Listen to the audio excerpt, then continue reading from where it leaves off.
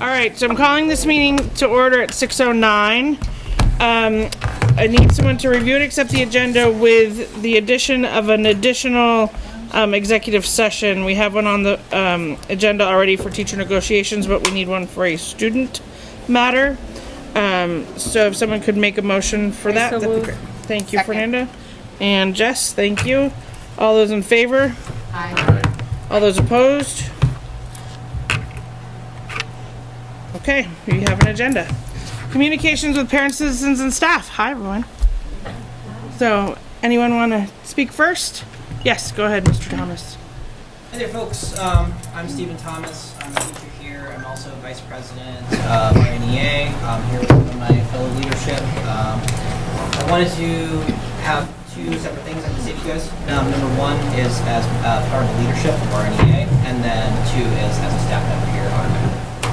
So the first thing, on our meeting last Monday, we met with Mr. Sanchez, and we presented this letter to leadership. I'm going to read the letter to you. I'll take some parts out, but I will provide it to you. To Mr. Sanchez and RNSU leadership, we, the executive officers of the Rutland Northeast Education Association, would like to formally express in writing our professional frustrations with the manner in which the central office staff has conducted business. While there are many individual issues that have plagued our relationship over the course of the school year, we'd like to note the major and significant themes that have continued throughout the past few years. Primarily, these concerns are around the manner in which communication is delivered, specifically the timeliness, clarity, and professional tact in such messaging within these communications. To begin, an extremely common refrain amongst the members of our union, upon asking, "What issues are you struggling with?" is simply, "I cannot reach central office. They will not reply to me." Indeed, there are numerous cases of waiting multiple months without a reply on what are stressful and oftentimes sensitive issues. Last year, a proposal for a rolling fellowship was nearly missed because the superintendent could not be reached by his direct subordinate, the applicant, or his executive assistant. This year, a member went over 3 months wondering whether their approval for emergency leave would be granted. Weeks passed between communications, which are then returned with immediate deadlines and responses expected from membership, often within 24 to 48 hours. A member requesting additional leave to deal with a grave illness has waited now 6 weeks for a deliberation on this request. As of writing this, she has still not received an answer. In addition, the new process for the approval of so-called red flag days has been cumbersome, slow-moving, and deeply frustrating for members. When, where, and why days will or will not be approved is unclear, anxiety-inducing, and inconsistent at best. It is not uncommon for members to be asked for evidence about their use of red flag days for weeks or months after the leave has been taken. The continuous increase of Byzantine systems and surveillance throughout the current leadership's tenure, including changes in procedures, past practices, and forms and methodologies, has created confusion, dysfunction, and a persistent sentiment that the goal is to actively discourage the use of these systems and the guaranteed entitlements that have been lawfully negotiated through the collective bargaining agreement through punitive and restrictive measures, e.g., invasive questioning about the use of personal days and reprimands from supervisors over the use of leave. Indeed, it is not without confirmation that, in fact, this administration has violated the terms of the collective bargaining agreement already by changing student days to in-service days and bifurcating said days as ruled by recent arbitration. Difficulty securing transportation, field trips that have been planned months in advance being canceled the week of due to lack of transportation, special education students with specific transportation plans being told that it is, quote, not possible to transport them, and significant delays to process chaperone approvals has been a consistent theme fielded by multiple members of RNEA. Long delays in the approval of FMLA, difficulties in securing approval for professional development, and a constant struggle to communicate with HR over column moves, contract issues, and salary schedule misplacements is not limited to an individual issue.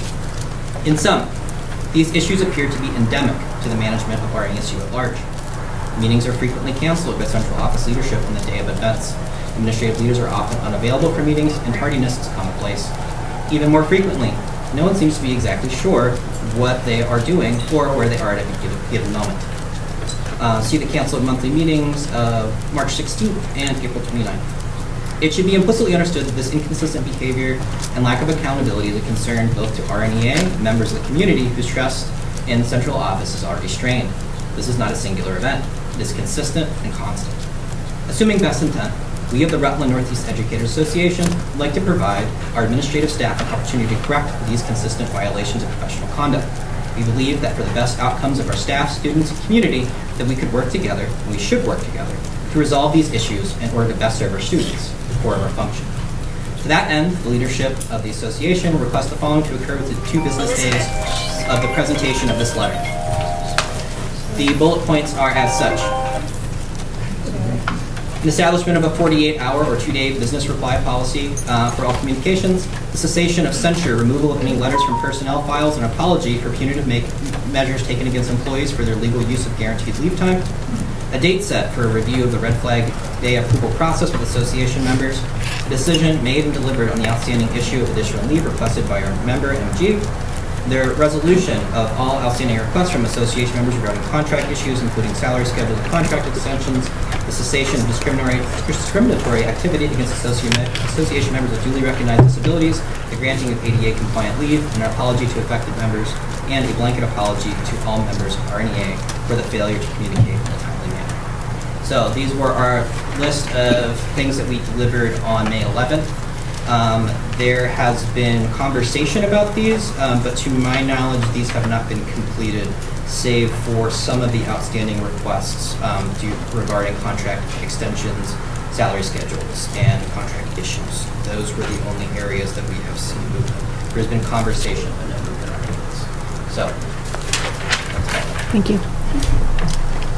I would like to take my union hat off now and just talk as a staff member here. I'm not a native Vermonter. I'm sorry.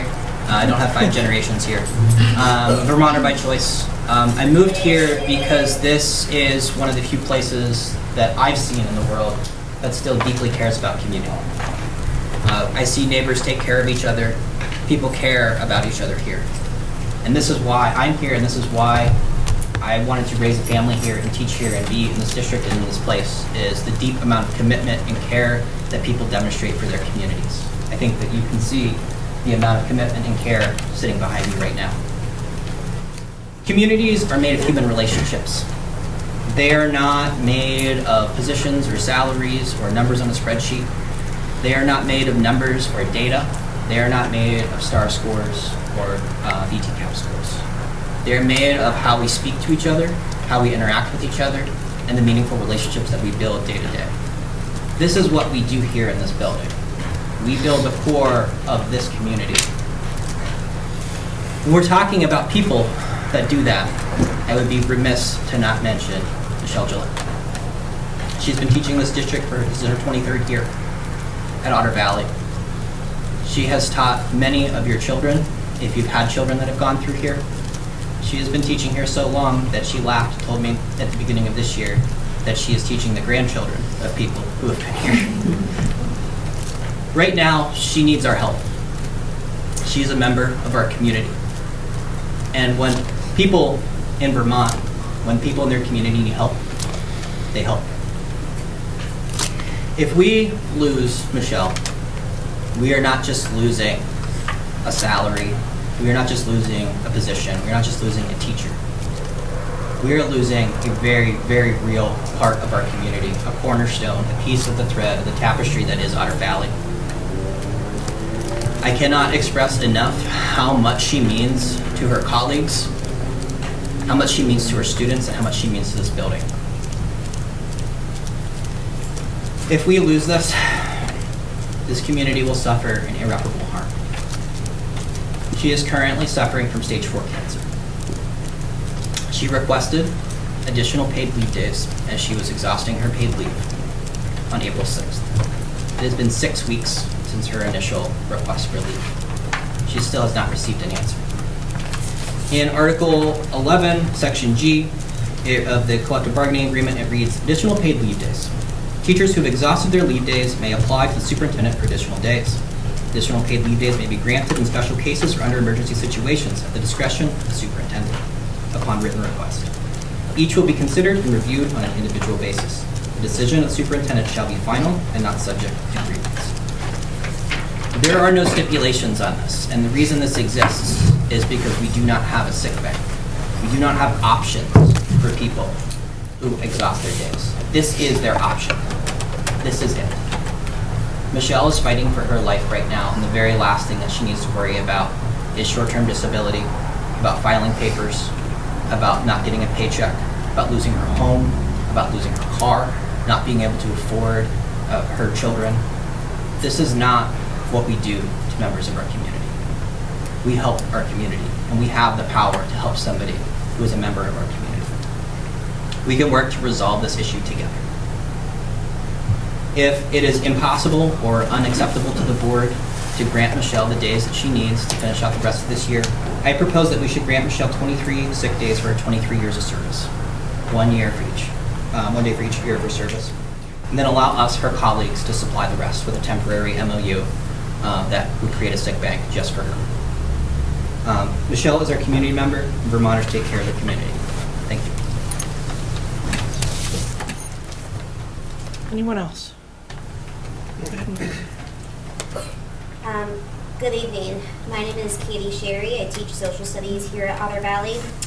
I'm ready to express my deep frustration regarding the lack of support and communication from the central office, specifically concerning the superintendent's lack of prompt response related to granting emergency unpaid days, specifically to my colleague Michelle Gillette, who is currently battling stage 4A squamous cell carcinoma.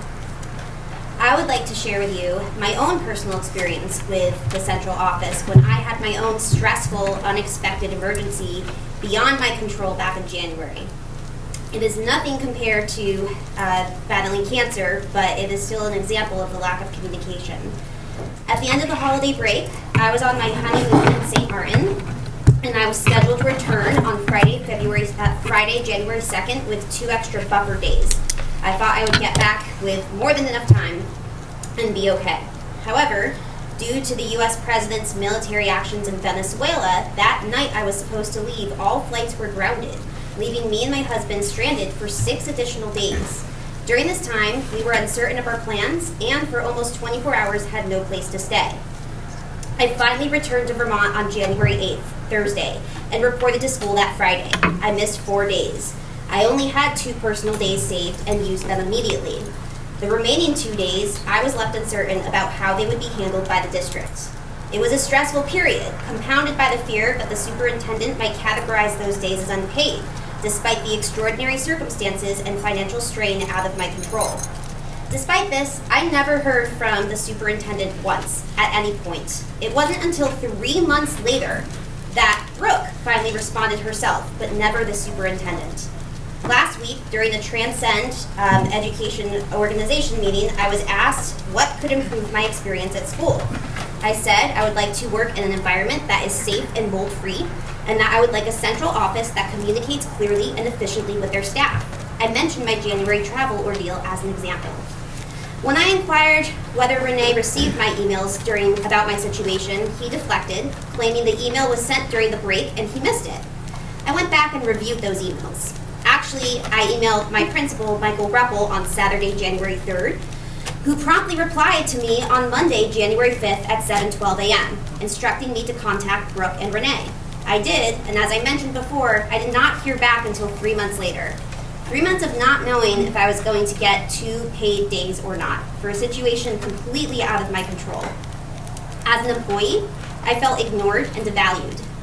If that's how they treat an employee for a minor emergency that significantly impacted their finances, well-being, and family planning, it raises serious concerns about how the district values its staff overall. If our leadership dismisses such urgent issues, how can we expect them to handle more significant ones with any care? My experience simply highlights a troubling pattern: an administration who clearly does not prioritize or respect their staff, along with a superintendent who is constantly or often scrolling on his phone in front of students on school days, and community members, but he can't seem to email any of his employees back. It is increasingly challenging to work under a leader who shows such disregard for employee well-being. Michelle Gillette's situation,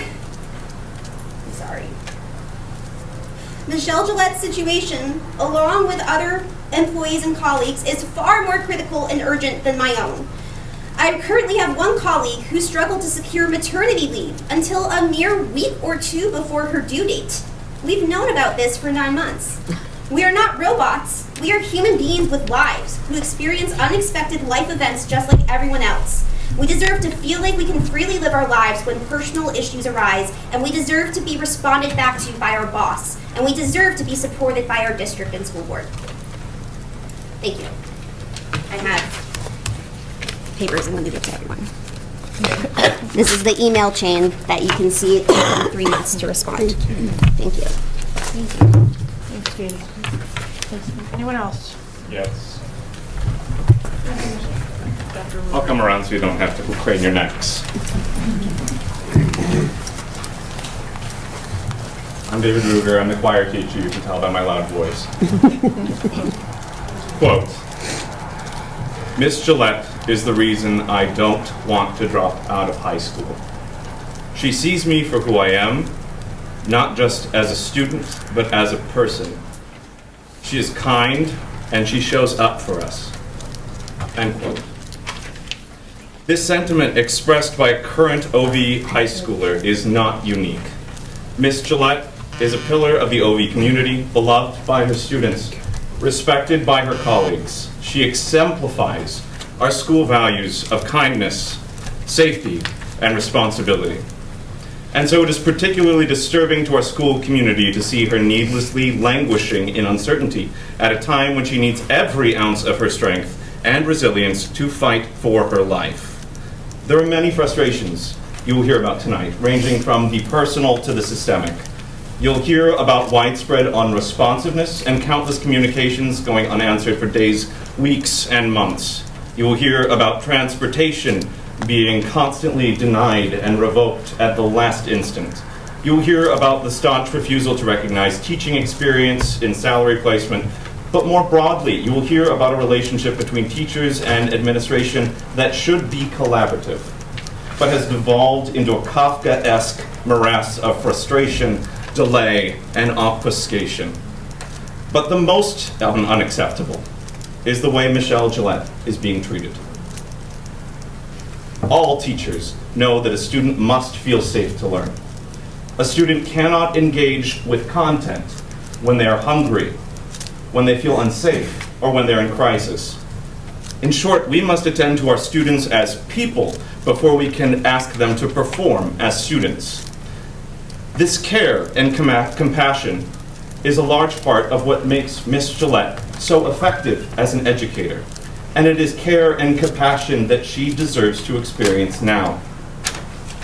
It is not kind to leave Miss Gillette dangling in the winds of uncertainty and doubt, even if it is technically allowed to do so by the terms of the master agreement. It is not safe to cause such stress when she is trying to heal. I won't bore you with the countless citations on the way stress and anxiety affect health outcomes, including and especially during cancer treatment. And it is not responsible to delay action on this important matter. I cannot know the contents of one's heart, but I could speak to effects when I say that it is vital not only to Michelle's health, to Michelle's family, but to this school community and to the countless students' lives she has touched to resolve this matter quickly and compassionately. I conclude by echoing that same student. Quote, Miss Gillette is the reason I don't want to drop out of high school. She sees me for who I am, not just as a student, but as a person. She is kind and she shows up for us. And now is the time to show up for Michelle. Now is the time to grant her support, stability, and peace of mind so that she can heal, so that she can live. Grant her PTO. Allow us to create a sick bank. Be kind and see her not just as an employee, but as a person. It's what she would do for us and what she'll hopefully continue doing for us. Thank you. Can I have a copy of that? No, it's okay. Yes, go ahead, Zach. So first off, I do want to apologize. I'm a little more disheveled than usual. It's been about 90 degrees in my classroom today. But my name is Zachary Pointer, and I'm the 8th grade civics teacher here at Otter Valley. Since this is the first year we've done civics at Otter Valley, let me give a brief definition in case anyone is unfamiliar. Merriam-Webster defines civics as the study of the rights, duties, and privileges of citizens. And it focuses on how our government works, as well as how and why to responsibly participate in our community. My 8th graders have worked tirelessly this year to learn their rights, participate in their community, and engage with the world around them. It is for that reason that I am here tonight, to speak on their behalf as they feel their voices are not being heard. This past November, we worked on a project where students were writing letters to their representatives, both locally and nationally, to voice their opinions and fight for change. Originally, my plan was for them to only write to members of our government, but after many students asking to write to our superintendent, providing very convincing arguments as to why they should be able to, and having strong opinions on things that should change in our schools, I agreed. Once I told the classes they could write a letter to Renee Sanchez, our superintendent, the floodgates opened and nearly half of the 84 students in the 8th grade class wrote to him regarding rules they felt were unfair in our school. These letters were sent on November 29th, immediately following the Thanksgiving break, and it took several weeks for responses to come in, but they did finally come in. However, we didn't get letters back from everyone we wrote to. Primarily among them was our own superintendent. In fact, all communication from the 8th grade class went ignored, except for a single email response to a student who has been sending Renee the entirety of the Shrek script every day for 6 days. Now, I think I've already spoken longer than I should have, because, as I mentioned earlier, I'm here on behalf of the 8th grade class. On Monday of this week, I told my students I would be speaking to the school board, and many of them asked me if I would read letters that they wrote as well. This was not an assignment, it did not affect their grades, nor did I give them a bunch of class time to do it. Yet almost 25% of the 8th graders stepped up, wrote letters, and demanded to have their voices heard. I have their letters with me today, and while I can't read all of them, I have a few highlights that I would like to read on behalf of the 8th grade class. So, before I go on for too long, the opinions of this year's 8th grade class. Quote, back in November, I had some classmates write to you about some problems here at OV. Some classmates wrote to other state reps. Most of the people who wrote to the state reps got a response. But everyone who wrote to our superintendent did not get a single response. To ignore a whole grade is extremely disrespectful to the class of 2030 here at Otter Valley. End quote. Quote, for context, this is from a poem that a student wrote. And about those letters we sent, did you perhaps forget where they went? Or did you simply just not care because we did, and that's not fair? Quote, this letter is written in defense of the 8th graders at Otter Valley Union High School and to express my opinions in a way that my voice feels heard in my school system. It's hard to be in a civics class learning about how to contact the people in charge to make a change in our community, only to contact our superintendent, and then he doesn't respond. Quote, it is frustrating to feel that our voices are not being heard or valued. The community deserves leadership that is committed to growth, transparency, and action. Quote, this year, you have consistently ignored the letters sent to you from the 8th grade despite numerous emails from both students and teachers. It has left many students feeling that their voices aren't being heard and that they essentially don't matter. And the final quote, firstly, I would like to congratulate you in getting the attention of students, staff, and families alike. I believe that as the superintendent, it is your responsibility to listen to the concerns of all the people in this district. I appreciate being given time to speak for our 8th grade class, and I truly hope that you take their words into consideration. These are the future leaders of our school, community, and country. If we teach them now that their voices don't matter, what does that say about us and our future? Thank you. Anyone else? Laura? Hello, my name is Laura King. I'm first and foremost a Brandon resident since 1987. No, not a native. My children went through the school. I now am a teacher at Neshity, and I've worked for this district for 14 years. I think that's right. Maybe it's 12. Anyway, I'm also currently the RNEA president with Stephen as my co. And I want to acknowledge and thank you, I'll read now from my letter here, your continued efforts to support and fund our schools, as well as frame the future of RNESU. I recognize you face many complex issues throughout the year, and I sincerely thank you for your service. Let's not forget the year began with ratification of our 3-year master agreement by both boards and teachers union, and that was a good way to begin. So thank you for that, recognizing that. Just also recognizing the members here. This represents Otter Valley. It represents Neshabie. I see OCA here. Barstow? No. I know they were just a little further away, but we have a wide swath of our membership. Some of that to the letter. Some of it is redundant, but for emphasis.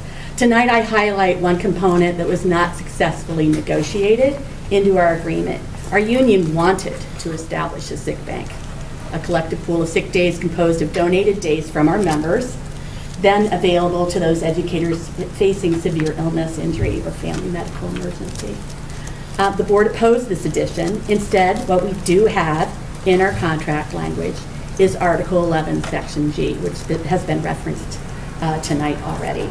This article, cited in full on the back of this page, allows the superintendent to grant additional paid leave days in special cases or under emergency situations to teachers who have exhausted their paid leave. In the past, these rare but essential requests from educators facing such medical hardships have been granted quickly and compassionately, allowing them to focus on their health.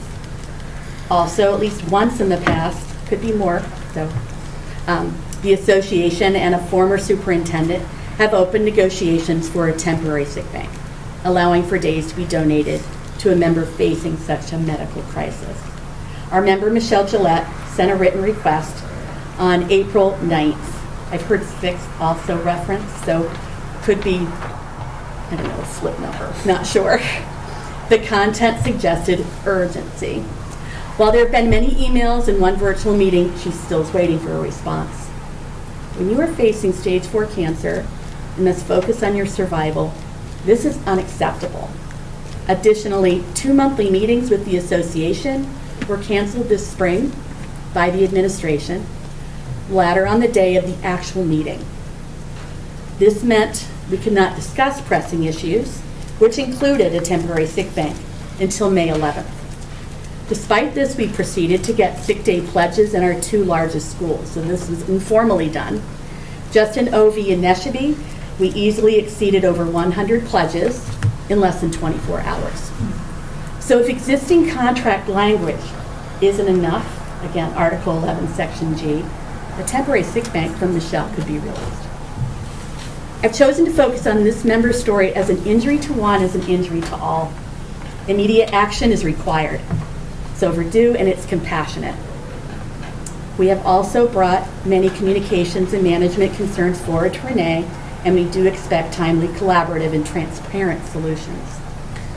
We all know Vermont education is going through a lot right now. With every future change, small or large, we believe our RNESU community deserves and expects a respectful relationship between central administration and educators. Communication is at the heart of such a relationship. Respectfully me.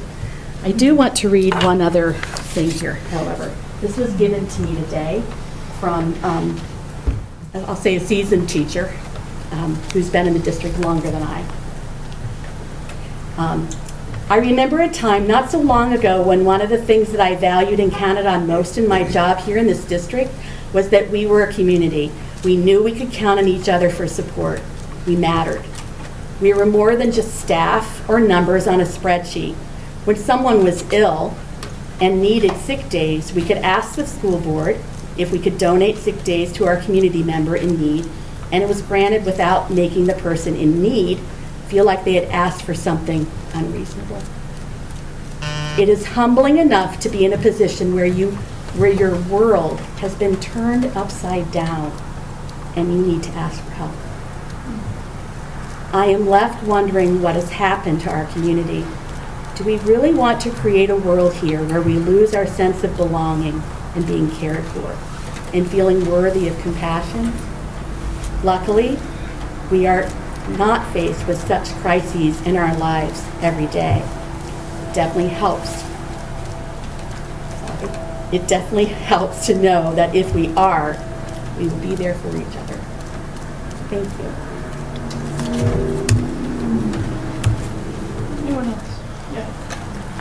My name is Chris Roberts. This is my 26th and final year here at Otter Valley. I'm reading this letter on behalf of Barbara Seco, who is unable to attend because her son is graduating from NYU. Mr. Sanchez and members of the school board, tonight I ask you to look beyond policies and budgets and think about what it truly means to support the people who dedicate their lives to children. I don't usually share personal details, but I feel compelled to speak tonight for my friend and colleague, Michelle Gillette. 19 years ago, I was diagnosed with cervical cancer while going through a brutal divorce from an abusive husband. I was physically exhausted, emotionally shattered, and terrified about what would happen to my children, my future, and my health. Yet even during treatments, I worried about my students and my responsibilities at school. And while I was fighting for my life, another fear consumed me, running out of sick days. By the way, some cancers feed on fear. Mine did. I want to be very clear tonight. I survived that terrifying time because of a sick bank. Colleagues donated days that allowed me to keep my income, maintain my insurance, attend treatments, and focus on healing without the constant fear of financial collapse. Those donated days were not charity. They were a lifeline and the bridge between devastation and recovery. That is what a sick bank does. It allows a community to protect its own. We ask educators every single day to care deeply for children, especially the vulnerable ones. We praise compassion, empathy, and humanity in our schools. But compassion cannot stop at the classroom door. It must extend to the people who serve inside those classrooms too. A district that has a sick bank sends a powerful message. You matter here. Your life matters here. And when tragedy strikes, you will not be abandoned. That is why I'm speaking for Michelle tonight. Michelle, who has been a Spanish teacher at Otter Valley for 23 years, is bravely fighting a rare and aggressive cancer and is battling every day for more time on Earth. Right now, her focus should be on treatment, recovery, and precious time with her family, her husband, her 2 beautiful little girls, not on whether she has enough sick days to make it through this terrible disease. No one plans for cancer. No one expects their life to change in an instant, but when it does, the kindness and support of a community can make all the difference. I ask you to see Michelle not as a policy question, but as a person who is fighting for her life and trying to be there for the people she loves.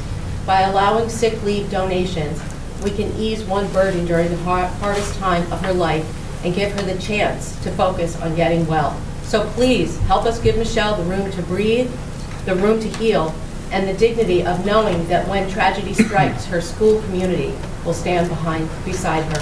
Thank you. Thank you.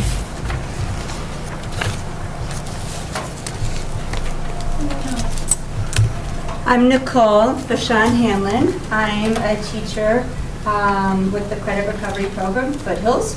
And today I was passed the Otter, which is a tradition we have here at Otter Valley. It's an honor to have it. It means you have done something that people have recognized that's worthy. I was recognized for my creativity and my community spirit, and that I go out and really have a lot of energy towards doing more. Otters are like that too. Otters are very, very tenacious when they are concerned and worried. As you can see, we are. I am coming here as an otter and as a cancer survivor. In 2015, I had been diagnosed with hairy cell leukemia. I had very young children, similar ages to what Michelle has. And it's not just Michelle. It's her kids, it's her husband, it's her mother-in-law, and her mother that are all having to, and all of us, because it's impacting all of us. I went into quarantine for 6 weeks to try to get better so I could go to my sister's wedding. I was one of the bridesmaids. I was like, please let me be better. The anxiety and worry of trying to heal, I was able to go and focus on my healing. She has 2 kids to take care of, and her husband's there and all that. And she was coming in still teaching because she didn't know what was going on. And I was like, what are you doing here? She's had to sell her car already. They're down to 1 car. They're sharing 1 car. and they're going at least once a week, if not more, for chemo. Any of you who have ever had to deal with any illness, it's enough just to deal with an illness, but there's so many other layers too. So as an otter, otters gather in their babies, they gather in their family, and they also are tenacious when they're really concerned about something. So I am speaking on behalf as a cancer survivor, but also as an otter. So thank you all for listening.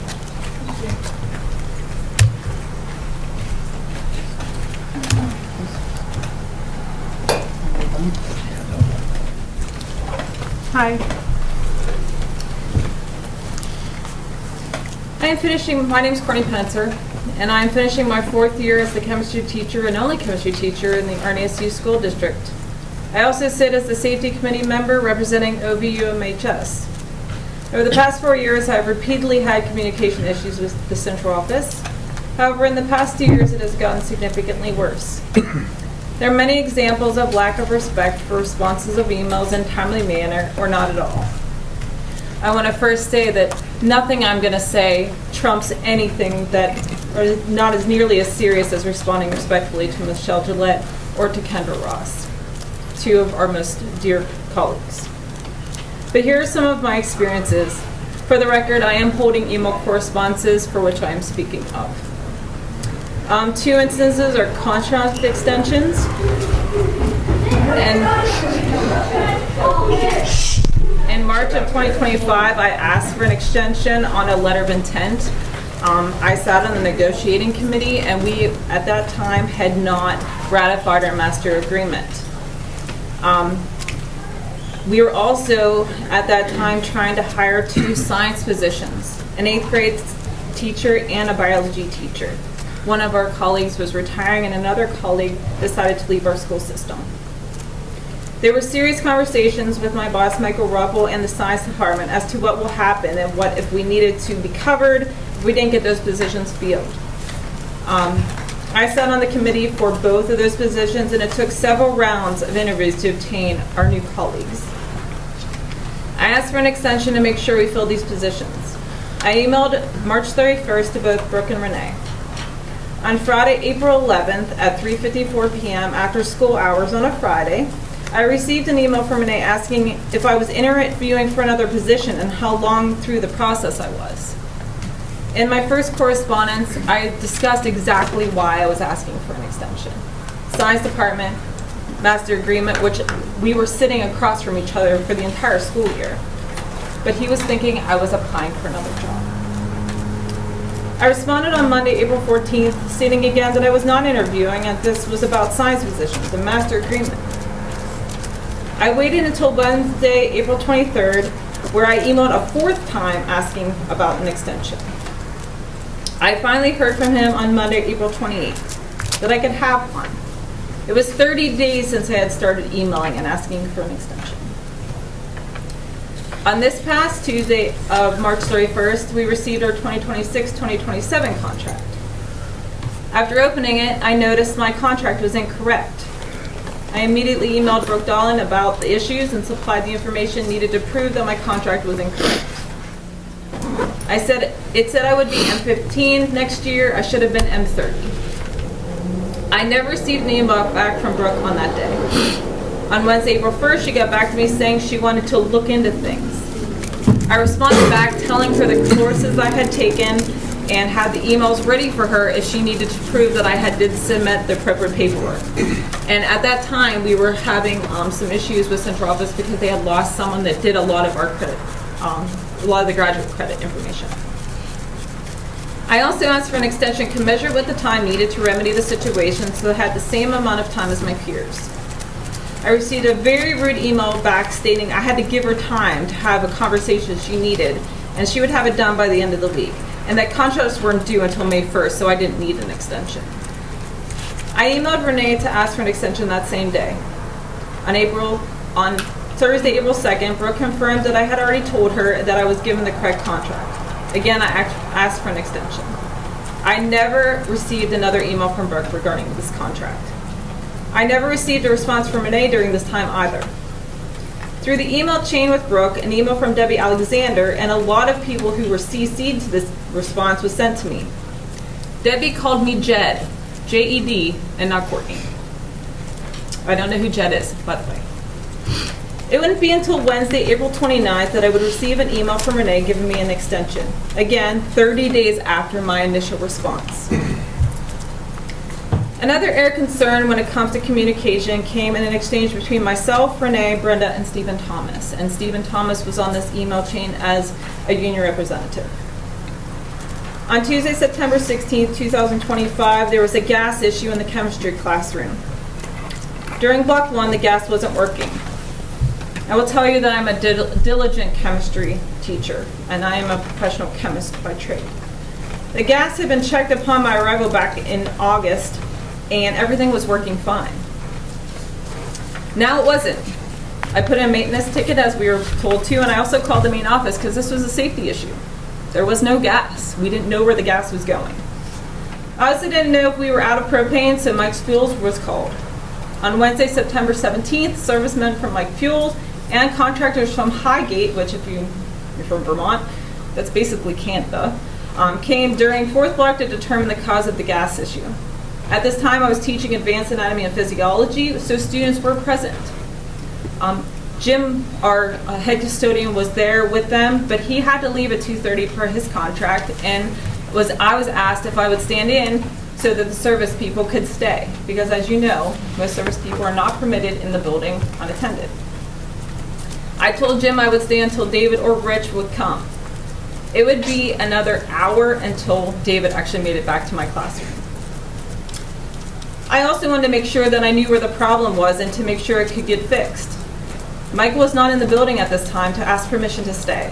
I could not leave these workers unattended, and those men drove from Highgate, and I wasn't about to ask them to leave. This wasn't something that could wait another day. He had the email regarding the issue. Later, I did submit hours for payment outside of my workday. I was here until 4:45. I was later denied pay because I didn't ask for him first, but he was in jury duty. There was absolutely no way I could ask permission. Again, this was a safety issue. I'm the head safety committee member. I emailed Brenda about this issue after speaking with Michael and telling him I was moving up the chain of command, which he agreed to. There was no problem with that. This was on September 30th. I sent a second email on Friday, October 3rd, to no avail. I sent a third email on Tuesday, October 14th. It wasn't until Tuesday, January 6th, I received an email back from Brenda more than 3 months after my initial email. She thanked me for going above and beyond and stated she knew I didn't act maliciously to get extra money from the supervisory union. She then declined to pay me due to not seeking permission from Michael, again, who I could not because he wasn't here, and he was not available by phone or email at that time. Apparently, I was supposed to ask Joel or Abby, our assistant principals, and it never occurred to me to ask our assistant principals about a safety issue at that time. I was thinking that I had to get my classroom safe at any cost, and staying with these servicemen to answer questions that helped diagnose trumped all else. I responded back to Brenda the next day, quite appalled that it took over 3 months for my response, as she came to come across my 4 original emails by mistake. My classroom has unique challenges that only pertain to me and one other teacher in this building. I am not only responsible for my students and my curriculum, but I am responsible for every chemical, every piece of equipment and its maintenance, the deionized water system that maintenance also uses from me that I installed, the routine maintenance of safety equipment in the room. Besides Devin Karpak, our tech ed teacher and our shop teacher, no one other teacher has this type of responsibility at OV. It should not take 3 months to receive a reply and a decision about doing my job in the very best interests of my students and others in the building. I did attach Renee to these emails, our superintendent, and I never once heard from Renee about this gas issue at OV. I just want to say, by the way, what the reason for the gas issue was. Whoever hired the workers to renovate the biology classroom and add new countertops and cabinets removed the gas lines in the room. They capped the gas lines in the wall. At that time, they turned off the gas in the boiler room, where it comes in from the tanks on the north wall, because the science room is on this side, and we have gas tanks on this side, and they're kind of split. No one ever turned it back on, meaning our custodial staff never checked it, our maintenance staff never checked it.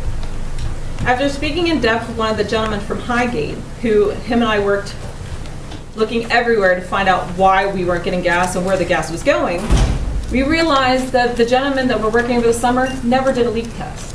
I worked in a professional chemistry lab. I ran gas lines for my equipment.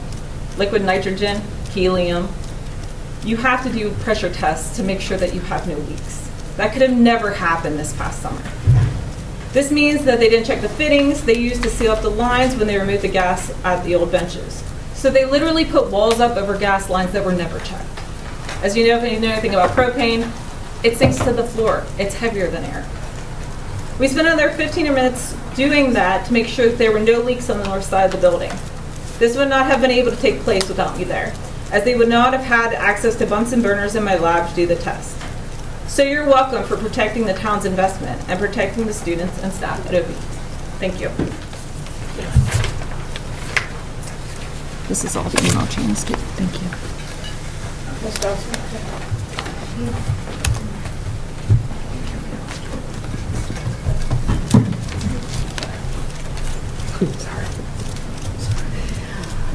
My name is Val Dawson, and I'm the 7th grade social studies teacher at Otter Valley. I walked in these doors 28 years ago. I have taught many of your children, and I am here to support my very longtime good friend, Michelle Gillette. And I also want to share my story. So thank you for the opportunity to speak. I want to briefly speak in support of the concerns being raised tonight regarding the lack of timeliness, empathy, communication, and concern shown by central office leadership toward employees facing serious health and safety issues. Over the past 2 years, I have dealt with ongoing serious health issues while simultaneously trying to advocate for the safety of my students, coworkers, and classroom environment. What has been most difficult is not only the situation itself, but the response from central office leadership. There has been a consistent lack of urgency, empathy, communication, and professionalism surrounding concerns that directly involve the health and safety of staff and students.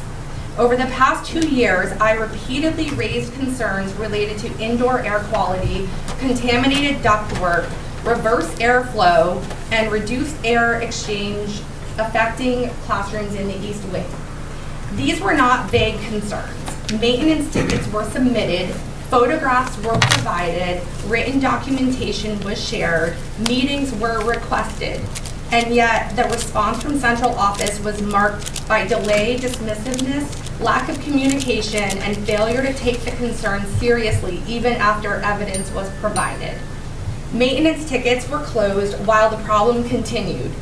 Photographic evidence of contaminated ductwork and airflow concerns was sent to central office, and key concerns were ignored or minimized.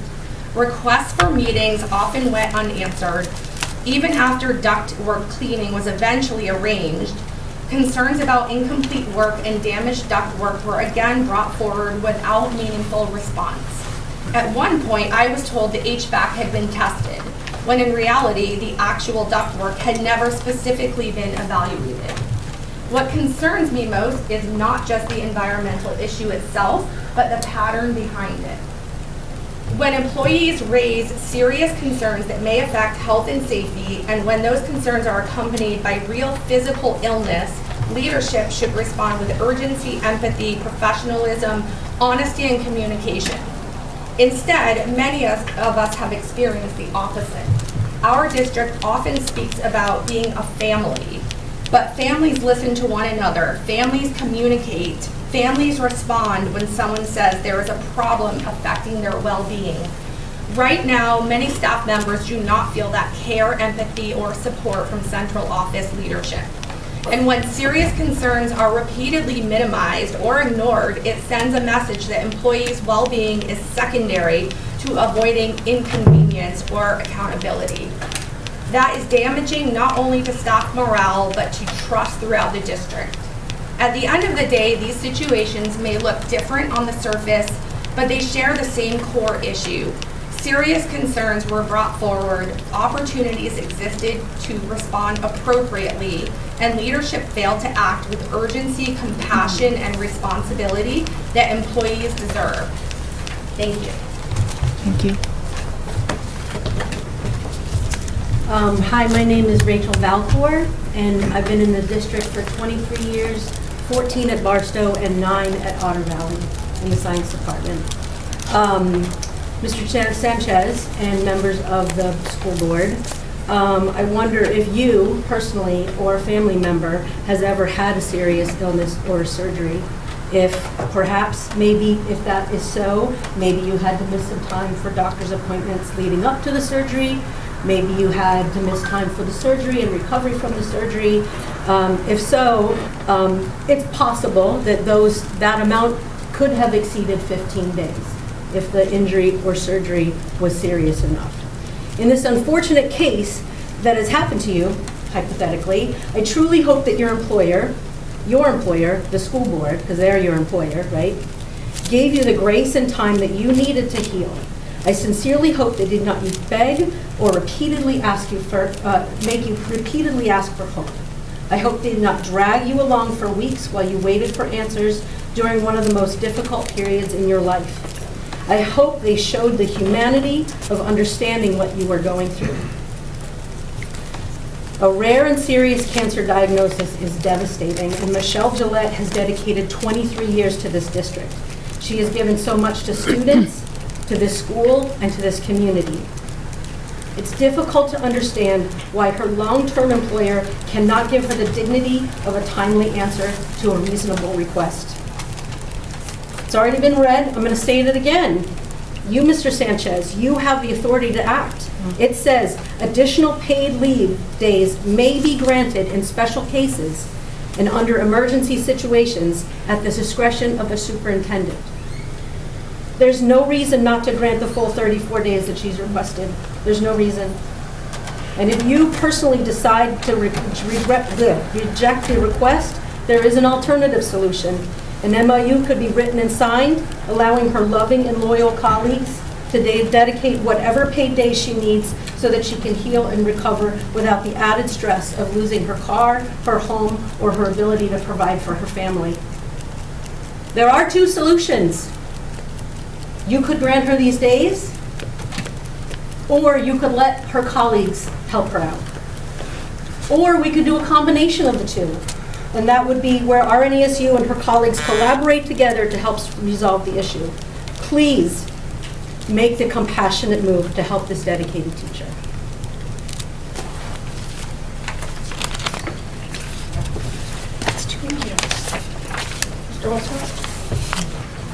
Good evening, folks. I'm Cameron Westcott. I am the band teacher here at Otter Valley. And as of right now, our band program is preparing for the Memorial Day parades in Brandon and in Pittsburgh. We do them on the same day, Brandon in the morning, Pittsburgh in the afternoon. It's a great day. We get there's like 150 students joining us this year from all the local elementary schools. And we formed the RNESU Super Band for these things. As such, coordinating such a large event that I believe the community feels is valued, that I personally think is a great thing to be valued. The music teachers in our district have been planning these events since the beginning of the school year, and we've been graciously granted time to do so. And so my personal experience with communication in central office echoes largely the sentiment of what we hear tonight. For the Memorial Day parade, we submitted our bus request, on November 10th. On May 4th, I heard from central office that they would not be able to supply the number of buses that were available. And it sort of sent our plans scrambling 3 weeks before the trip. Looking to coordinate transportation for 150 folks is not an easy task, and doing so 3 weeks before a parade is an added obstacle on top of that task. After another long email chain, getting involved with other folks at central office, we were able to secure busing as of Wednesday. But submitting a request on November 10th, expecting a reply, at least a reply, before May 4th, I don't feel is an unreasonable task. it would certainly, from my sort of selfish perspective for a second, it would make my life so much easier to at least know if transportation is available or not available. And that's been the pattern consistently over my time here, coordinating trips, is not hearing from central office up until right before a deadline of some sort, or hearing 2 or 3 weeks that our transportation is not available. And so I sort of want to refocus my personal experience into Michelle's story. Because when you have cancer, and cancer is so common, almost everybody here knows somebody that's had cancer. Cancer treatment brings you as close to death as you physically can get, oftentimes. As close to death as you can get. I know that because I am the kid who has a mom as a cancer survivor. My mother was diagnosed on April 1st, 2023, and I interviewed for this position on April 8th and called my mother from the parking lot to find out whether she was going to live or die. I watched her go through surgery. I watched her go through chemo. I watched her come as close to death as possible and survive. We survived as a family because her employer allowed the creation of a sick bank for her. They held her position for her. They granted her leave days. And so I come here tonight not only as someone feeling general frustration, but someone reminding everybody we have the power to take something that should be superficial off of Michelle Gillette's plate. She is an amazing human being, as you've heard tonight. And she deserves our empathy, she deserves our support, and she deserves our care. Thank you. Good evening. I am Susan Price. I am a special educator over at Mashpee. I've been in the district for 14 years, 5 as a special educator, and I was a para at Barstow beforehand. I'm going to go off for just 1 minute, and then mine's short. Every school in our district has something that goes with kind, safe, and responsible. I think it's time that the board members and central office has their kind, safe, and responsible moment. I'm speaking tonight because I'm really disappointed in the direction the district's leadership is taking when it comes to supporting and respecting the teachers and the staff. One issue that especially weighs pretty heavily on many of us right now is our colleague with stage 4 cancer. I do not know her, but I know the situation very, very dearly right now. At a time when compassion and humanity should come first, this lack of a decision sends a serious, painful message to all of us about how little we are valued. There's also some growing frustration over the excessive hurdles placed on staff who need to take time off during red flag days. Teachers are treated with suspicion, and we are under such scrutiny over days where if you actually look at the records, nobody is abusing the red flag days. Nobody wants to make plans. Nobody does. They'd rather come to school. At the same time, teachers are constantly being nickeled and dimed over professional development dollars, forced to justify every expense while we're already giving far more than what's written in our contract. And my God, the ones that want to learn, you're saying no to over $100. Morale in this district is really suffering as a whole. I am pretty sure that each of our respective buildings are doing really well because we are such amazing colleagues. We are there for each other, and our administration is there for each other. We show up for these kids every day, the families and the community. We deserve leadership that values us in words and in their action. I urge the board to take these concerns seriously and hold the district leadership accountable for creating a culture of respect, fairness, and compassion. I appreciate your time.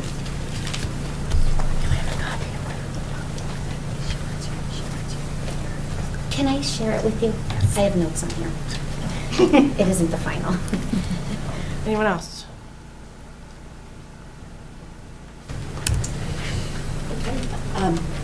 Laura King again. I just want to take a moment and acknowledge the people online. So when I said we had so many people here, good heavens, we had a lot of people also with us virtually as well. So just to acknowledge them, thank you. I don't know if they see me, but thank you very much. Did anybody want to speak online? And those that couldn't attend because they were at 7th grade transition. Correct. Right. It's true. I don't know if there's anybody online no one raised their hand, but that doesn't mean there's nobody there who doesn't want to speak.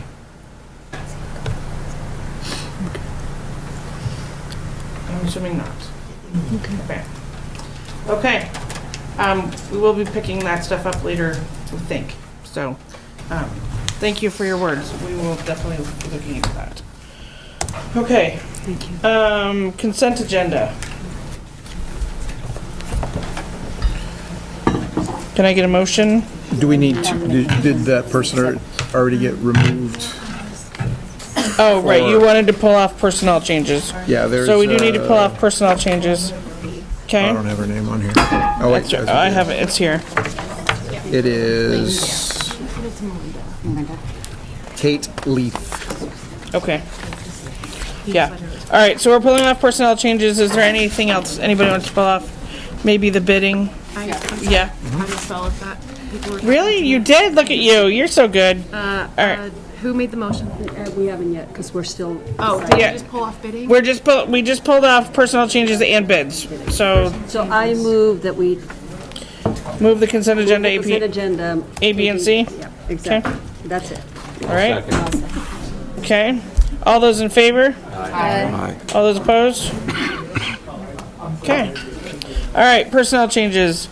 So that one has been pulled up. Can I get someone to make a motion first, please? Actually, I'll move personnel changes. thank you. I second it. Thank you. That is, we are pulling off Katie Leith. Kate Leith.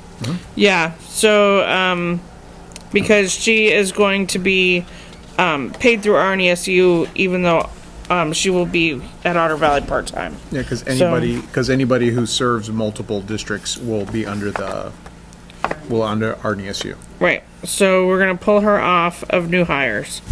And who was that? I'm sorry. Kate Leith, Leathe. The rest of it is all good to go. So whoever made the motion for personnel changes, can you amend your Sure, I motion? amend the motion to take out Kate Leith. Thank you. And the second? I second it. And are you okay with that Yes. amendment? Okay, great. Any other discussion? All right, all those in favor of personnel changes, please signify by saying aye. Aye. All those opposed? Okay. All right, and bids per title. Can I get someone to make a motion, please? I move to approve bids per title. Thank you, Natalie. Is there a second? I second it. Okay. Leslie or Fernanda? Took Fernanda. All right, so in the board consent agenda, you will see the bids for the Lothrop ADA Town Hall bathroom. We had a budget of $200,000. It looks like the bid, we had two bids. The recommended bid is from Giancola Construction for $190,900. Reason is because they've had prior experience and they are the low bid. And then also the PA systems for Neshabie, Lothrop, Otter Valley, and OCA.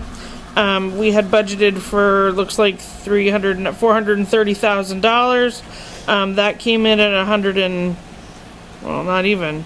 I'm not sure how much that, well, whatever that equals there. They were able to add OCA with a PA system because the bids came in so much lower than we had anticipated for Otter Valley. And that bid came in from First Choice, who I think, do they already provide services to us, First Choice? No, but they do provide services too. We check references Okay, great. So those are the two bids that you will be approving tonight, if you're okay with that. Any discussion? Do we have any concerns about the bid, meeting the bid requirements, given that the bids are so markedly lower than the only other bid? I know there was a note to that on the Lothrop project, but not here. Oh, for the audio entertainment, I think it's because they thought Otter Valley's PA system was going to need major overhaul and. Oh no, I'm just comparing First Choice to the audio enhancement bids. Like they're, I mean, like for Lothrop, they were quoting $150,000, and First Choice is bidding less than $40,000. Brenda, do you want to answer that? I came over here so I could hear you. Yeah. Okay. Yeah, the bids are very different.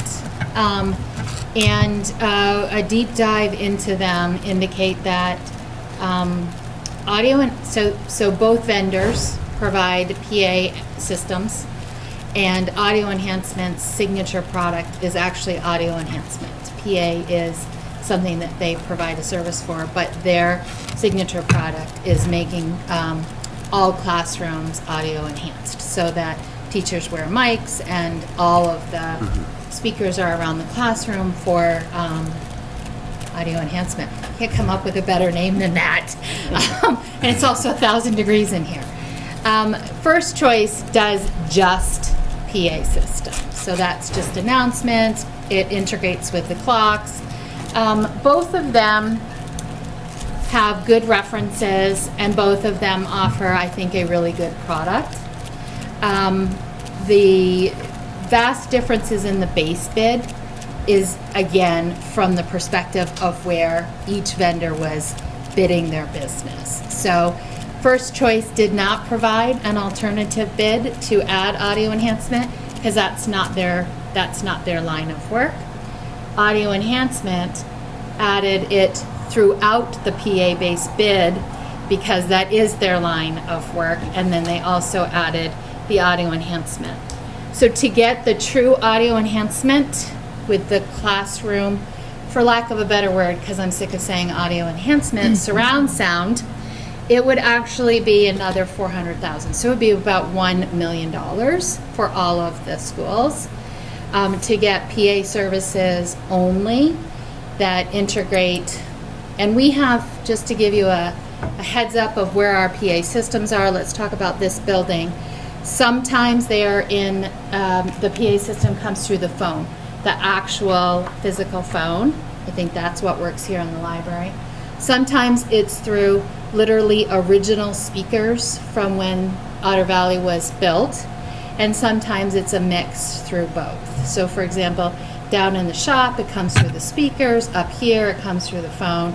And there are areas where it is inconsistent and volume becomes a problem, not being able to actually hear. That was what drove the process. So the First Choice bid, the base bid, covered and fixed all of that. It provided in each of the schools a single system that wasn't bifabricated with kind of adding on to old systems. And the base bids, in theory, are for the same product. When you read the bids from Audio Enhancement, however, they are adding a lot of cabling and other things in their base bid that wasn't asked for, but is what they do. That's their line of business. So honestly, the difference is they're really two very different bids. One is designed to address phones, bells, and clocks, traditional public address systems. One is designed to put in a public address system that can meet the rigor of eventually or currently adding another 400, I think it was 86,000.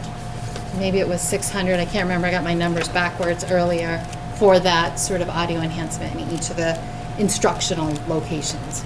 Can I ask a question? Sure.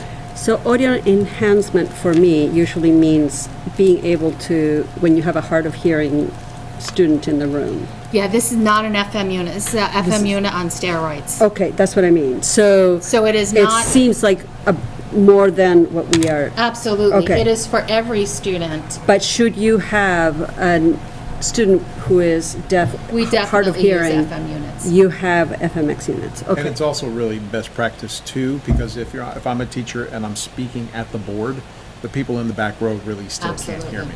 Right. And so it provides kind of a consistent, But that's a different thing than what we're talking about here in regards to audio enhancement. no, that's audio enhancements, that's their thing. That's what their they thing. do. That's what they do. That's what they do, so that way they have so everybody in the classroom hears at the same level, and the teacher doesn't have to raise their voice in order to reach the back of the rows. room. And so there, I don't know if you saw on the second page of the consent agenda. I'm looking. It kind of gave you Okay. some of the bid results. So audio enhancements base bid for just the PA system, not site by site, but in total was $608,000. If you wanted to then add on to that, the classroom and instructional surround sound, it would be an additional $469,000. And the first choice base bid for PA system alone is $198,900. I'm sorry, but I'm struggling with the documents. I'm looking for that information, and it doesn't. I don't think it's I don't think it's in It's here. not on. It's only It's in not the on the consent supplemental. agenda. It's in the It's in supplemental. doc. Yeah, It's but not it's- in the consent agenda, but it's Okay. page 5 of the Okay. supplemental. Yeah. All right. So I'll keep looking, but I did not find it what you just mentioned. Okay. Thank you. So just so I understand what you're saying, you are saying that the first choice is saying, here's your PA system and it's $198,000 for the 4 schools. Audio enhancement, they don't do just a PA system, or they could, but that would be $608,000. And then later on, if we wanted to add the audio enhancement, we could add it for another $400,000. So it's not even close where we'd want to do audio enhancement, because we might want to do those enhancements later on. Do you know what I'm saying?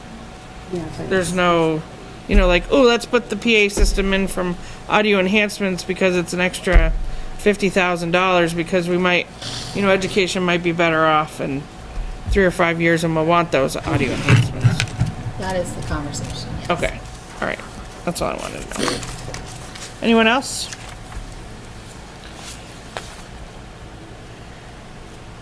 Okay, so are we ready to vote? Okay, so all of those in favor of the bids for item E, please signify by saying aye. Aye. This is to approve.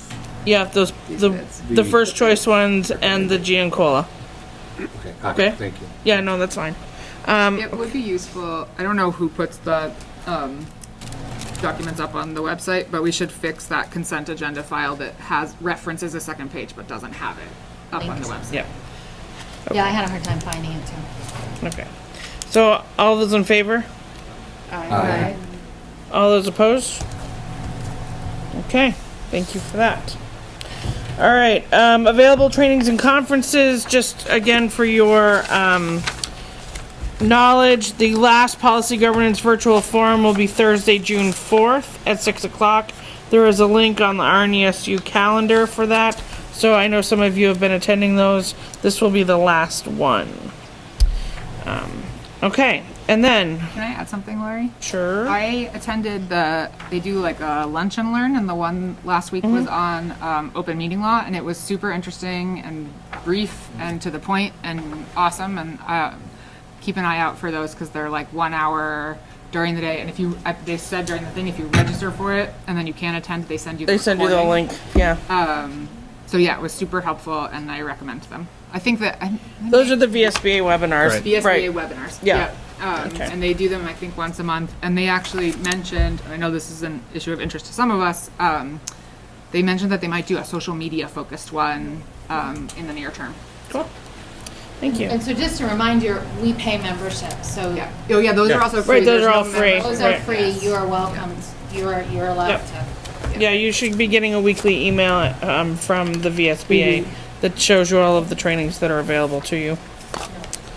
Okay. We also stayed online for a while afterward to answer like particular questions. So it seems like not only is like the general training material useful, but then also like if you had there were probably, I don't know, 6 or 8 people there who had like a very particular open meeting law question, and they got the attention of like 2 VSBA full-time staff analyzing and answering that question. So it seems like a very useful resource. Okay, cool. All right, so we're going to move on to governance process. As promised from last meeting, we are going to start the Otter Valley Unified Union School District Task Force 2.0. Essentially, it's a 5-year facility plan. And so, without further ado, I would like to introduce you to Allison Popa, who was very instrumental in Task Force 1.0, or the original task force. She helped us get through that, and then of course COVID blew us up. But I would love for you to stand up and introduce yourself and take it away. I'm not going to lie, I feel set up tonight. You're welcome. I know, right? It's a tough act to follow. Could you stand over here? Yeah, of Thanks. course. I'm trying to just, right. If I leave this on, can you all still hear, or should I take it off? No, we can do it. I'm trying. Allison, would you like for me to Did you say put it leave up, it on? put the presentation up? In a minute. I'm not, Okay. thank you so much. Yes, and I got to figure out how to get you files and everything. I was pulling things up on my phone, pulling things up on my computer. And I had about an hour and 30 minutes originally tonight, which has now been reduced to 30 for good reason. So I'm just trying to Take the adjust. time that you want. Take the time you need. Okay. Well, I don't want to make everyone mad. My first night here. So as Lori shared, Allison Popa. I lived in Vermont for 6 years. My husband worked at GE Aviation for 10. I have 5 children. We were part of sort of the Mill River. We were in Clarendon when I lived here. Relocated to Lake George. Been there for 6 years, where my extended family lives. Worked with this board, different board members. Some are familiar to me, some are new. But initially was sort of engaged to help facilitate a 2, 5, 10-year plan following the original sort of consolidation rush back in 2016, which is hard to believe now. We've learned a lot, I think, from that initial sort of, quick consolidation, trying to do its best for the district from a financial perspective, while very much losing sight of community engagement, transparency, all of the elements that help make this district function, funded. And there were so many changes, right? We consolidated our boards. That in itself was a huge undertaking, just getting people to align. When I was talking with Lori when she called me a couple of weeks ago, we are finding ourselves in a very similar situation as we found ourselves back in 2016.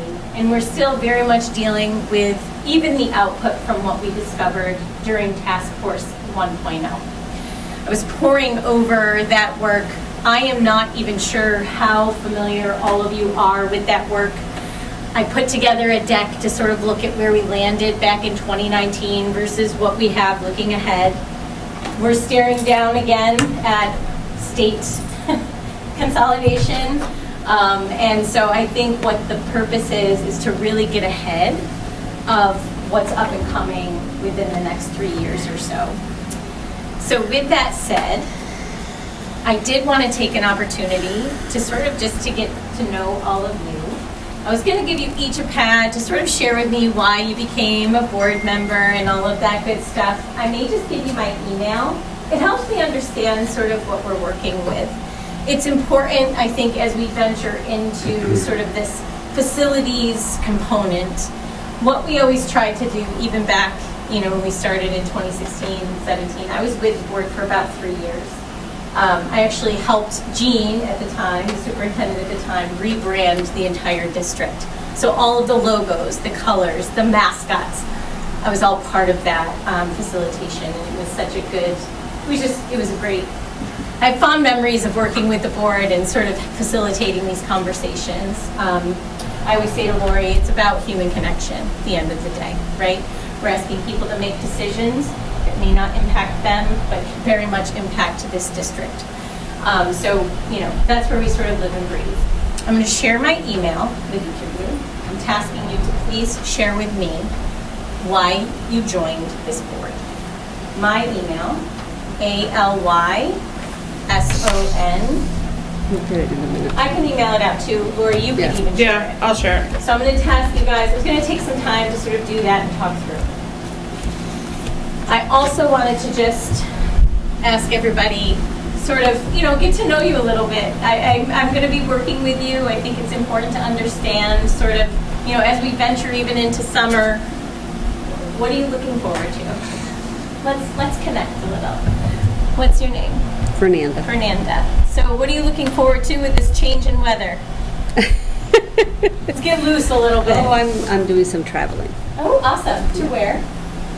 Well, next week I'm going to California to visit my 90-year-old mother. It will be hotter than here, I think. I think so too. And then doing some camping in Maine, and then a trip to Peru. Oh, wow. Awesome. Yeah.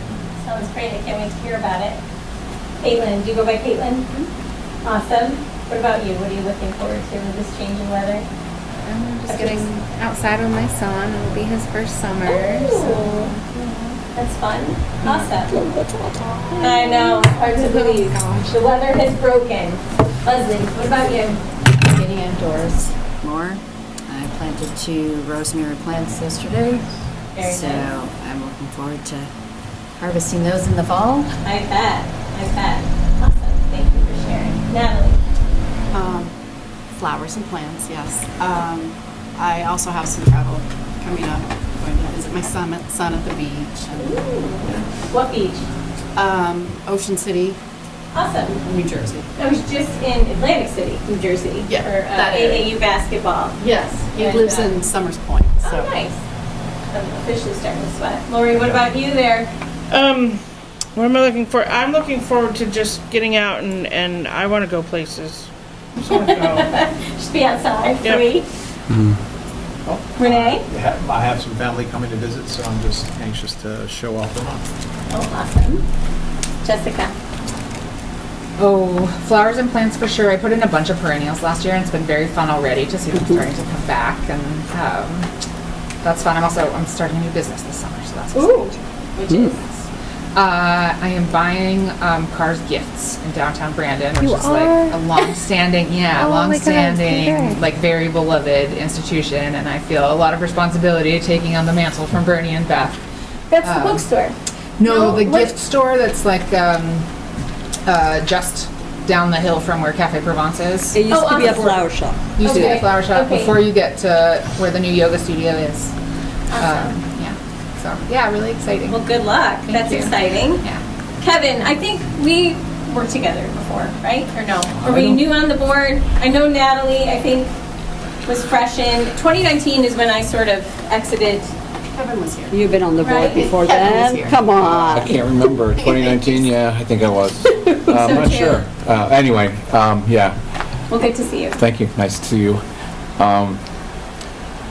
My son's going to be, his last semester in college is coming up, so this is probably his last summer at home. So I'm looking forward to spending time telling him to get off social media. Little. Yeah, and then some family stuff. Awesome. Lauren? I am not looking forward to the heat, but I'm looking forward to get this baby out of me. What number is that? One. Yep. What do you do? Due date? I'm gonna be induced like end of June. So End of June. June 30th, Sunborn, hottest week of the year. thanks. So that's that. Yeah. That's I feel your exciting. pain. I had mine in July, let me tell you. I feel your pain. Yeah. My first is August. Kevin, I recognize you from somewhere. Is it basketball? Do you give kids that play basketball? No, I don't do basketball. Where do I know you from? I'm saying to Brenda, I'm like, I know Brenda, I've seen you before, Yeah. but anyways, what about you? So I'm just looking forward to time off. Yeah. Summer, yeah. Awesome. Yeah. Mhm. Good for you. Gabe? Similar to Kevin down there, I have a son who's graduating here and headed off to Fordham in New York City. Awesome. So I'm excited to spend whatever time he will allow his lame old dad I know. to spend with him. Is he your first going to college? Oh yes, and we have a 12-year-old daughter behind us. Yeah, so, But she's not going to college yet. yeah? Still time for her to figure Oh, out. right. Yeah, now 12's too early. No empty nest yet. 12 is too early. Yeah, I have 5 children, 4 daughters, 1 son. When we moved back to New York State, that's where my family is, I had schools vying over which district we were gonna, which one we were gonna move into, right? Because I had 5 children. Brought 5 kids with you. Yeah, in the district. And my parents are in Diamond Point, which is like the Bolton Landing School District, and I'm in Lake George. And I see the Bolton people and they're like, really, Allison? You couldn't move to Bolton? They probably could have used you. Well, that's right. We're experiencing a similar decline in population. My Lake George used to have 150 students graduating class 32 in my daughter's. So it's a very, similar landscape, I would say. Plus, there's no true real estate available in Lake George. So. Behind you online, we have Barbara Ebling and yes. we have Brett Mullins. So I'm going to let them fight over who gets to go. Hi, Allison. Hi, Barbara. It's so nice to see you again. You too. So what are you looking forward to for summer? Kayaking. Okay. Good for you. I kayaked with the manatees in Florida. That was cool. Okay. Yeah, that was cool. Who are in the car with me right now? Oh, awesome. And in person. Oh, I see. I'm just sweating. Who else? And Brett Mullen. Hello, hi Allison. Yeah, Brett Mullen. So for summer, I don't know. So we probably kayaking or tennis. We also have another month left with our exchange students here from France. So we're trying to do as many things as we can possibly do in the next month. I bet. That's exciting. Well, thanks for sharing. I guess I want to give you guys an opportunity to ask me anything if you have certain questions, what my role is going to be, or I don't know, anything about me. I'm happy to answer any questions that you have. I think it's important for us, to be able to dialogue, trust each other. I think that what we're doing here is going to be very exciting. As an initial exercise, wait, do you have any questions? I can tell everyone's locked. You guys are all locked in. I think what I was going to do is just try to gain an understanding of sort of your baseline around what this committee or this sort of initiative, what the purpose is and why we're doing it. Originally, I was going to sort of go around the room and have you guys talk to me. I think it makes more sense to have you sort of break off into groups of 3. I really want to understand what the baseline is, and I'm going to help you understand why. Respectfully, I think maybe we should do that as a group rather than groups of 3. I second that. Let's hustle it along respectfully. Yeah, me too. Let's move it. We know. It's too hot. Yeah, You're sorry. not enjoying the sauna? Not one bit. Physically, content great, physical space. Yeah, I can also dive right into sort Yes. of the baseline deck Yeah, let's just do series. that. Okay. Yeah, or like I said, originally it was an hour and a half, but I'm adjusting real time. So if you want to put the deck up for me that was sort of shared. What I tried to do is sort of look at the work. Sorry, I was just going to have you pull your chair around if you wanted so you could see the screen. Not you, the nice lady. The nice lady behind you. You can sit next to me. I don't bite. Usually. And in all fairness, Not tonight. It's too hot. And in all fairness, this deck was consolidated by Notebook LMs. Okay, in full transparency, I took all of the information that was shared, work that was previously done, right, and just sort of generated a sort of overview deck. What the purpose of this in the outcome is really for us to be able to make decisions about how we are going to positively impact and taking into consideration all, like when we did this back in 2016, 17, 18, 19, we dug into all the data, and the goal was always just to understand what the impacts are from a facilities perspective, what the debt looks like, and just dig into the data, essentially.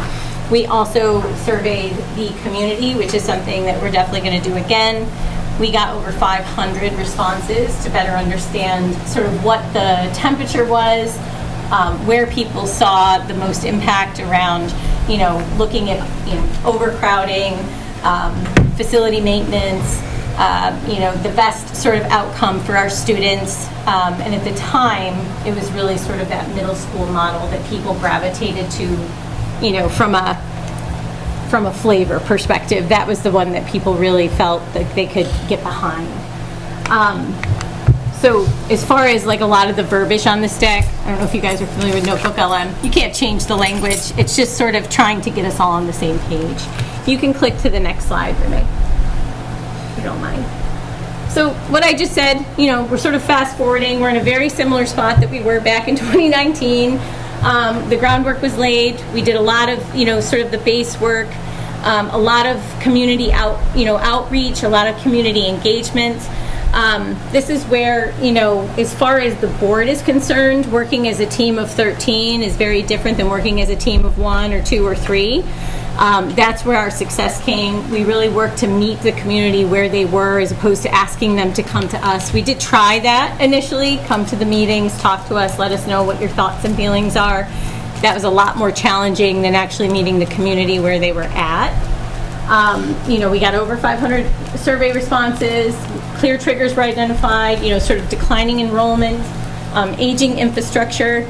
Do you guys know when Lothrop was built? 1911. 1911. So a lot of the infrastructure that we're sitting on is aging very quickly. And that was something that was recognized even when we did this work back in 2019. And then obviously the mandate that disrupted, you know, forced everyone to sort of unionize and consolidate. You can click to the next slide. So when we did this exercise before, equity was sort of at the baseline of everything that we did. At the time, that was sort of one of the key factors, right? There were kids that were coming into a high school. Some were getting, you know, music lessons and had, you know, robust libraries where others didn't have a music program. And then they were all feeding into the same high school that was competing for positions, you know, within the band, for example. And if you had kids that had been in music since 3rd grade, obviously their knowledge is going to be slightly different than someone that has never played an instrument. So we looked a lot at equity, defined equity, and, you know, while recognizing that, you know, the environment was pretty sensitive. You know, we had bond votes at the time. We were asking community members to vote on a new gym at Neshabie, for example. You can imagine how that was met. So, you know, I think a lot of what we're going to be doing here together sort of speaks back to what we did previously. You can go to the next slide. We know that there's some imbalance around class population and size, right? Neshabie is over capacity while there's other schools that are highly underutilized. This is something that we dealt with previously. And there's a lot of hesitancy, obviously, around, you know, closing schools, moving children from school to school. And, you know, we had board members at the time back in 2019 that experienced their own children moving around. So it's just something that we need to keep in the back of our mind. You can keep going. Obviously, conversion pressures make the status quo impossible, right? There's legislative action, facility deterioration. I think at this point, there's around $10 million in necessary maintenance fees across the district. Demographics, right? Projected decrease in enrollment, and budgetary limits, right? And just all things that we need to recognize as we, you know, take on this action. Yeah, and so, you know, this sort of breaks it out by school, and obviously I'll share this deck with all of you, but it's really just a nice overview of sort of where and what we're looking at across the district holistically. You can flick to the next slide, Renee. And so really, I think what presents us now is having the opportunity to be more proactive in our approach.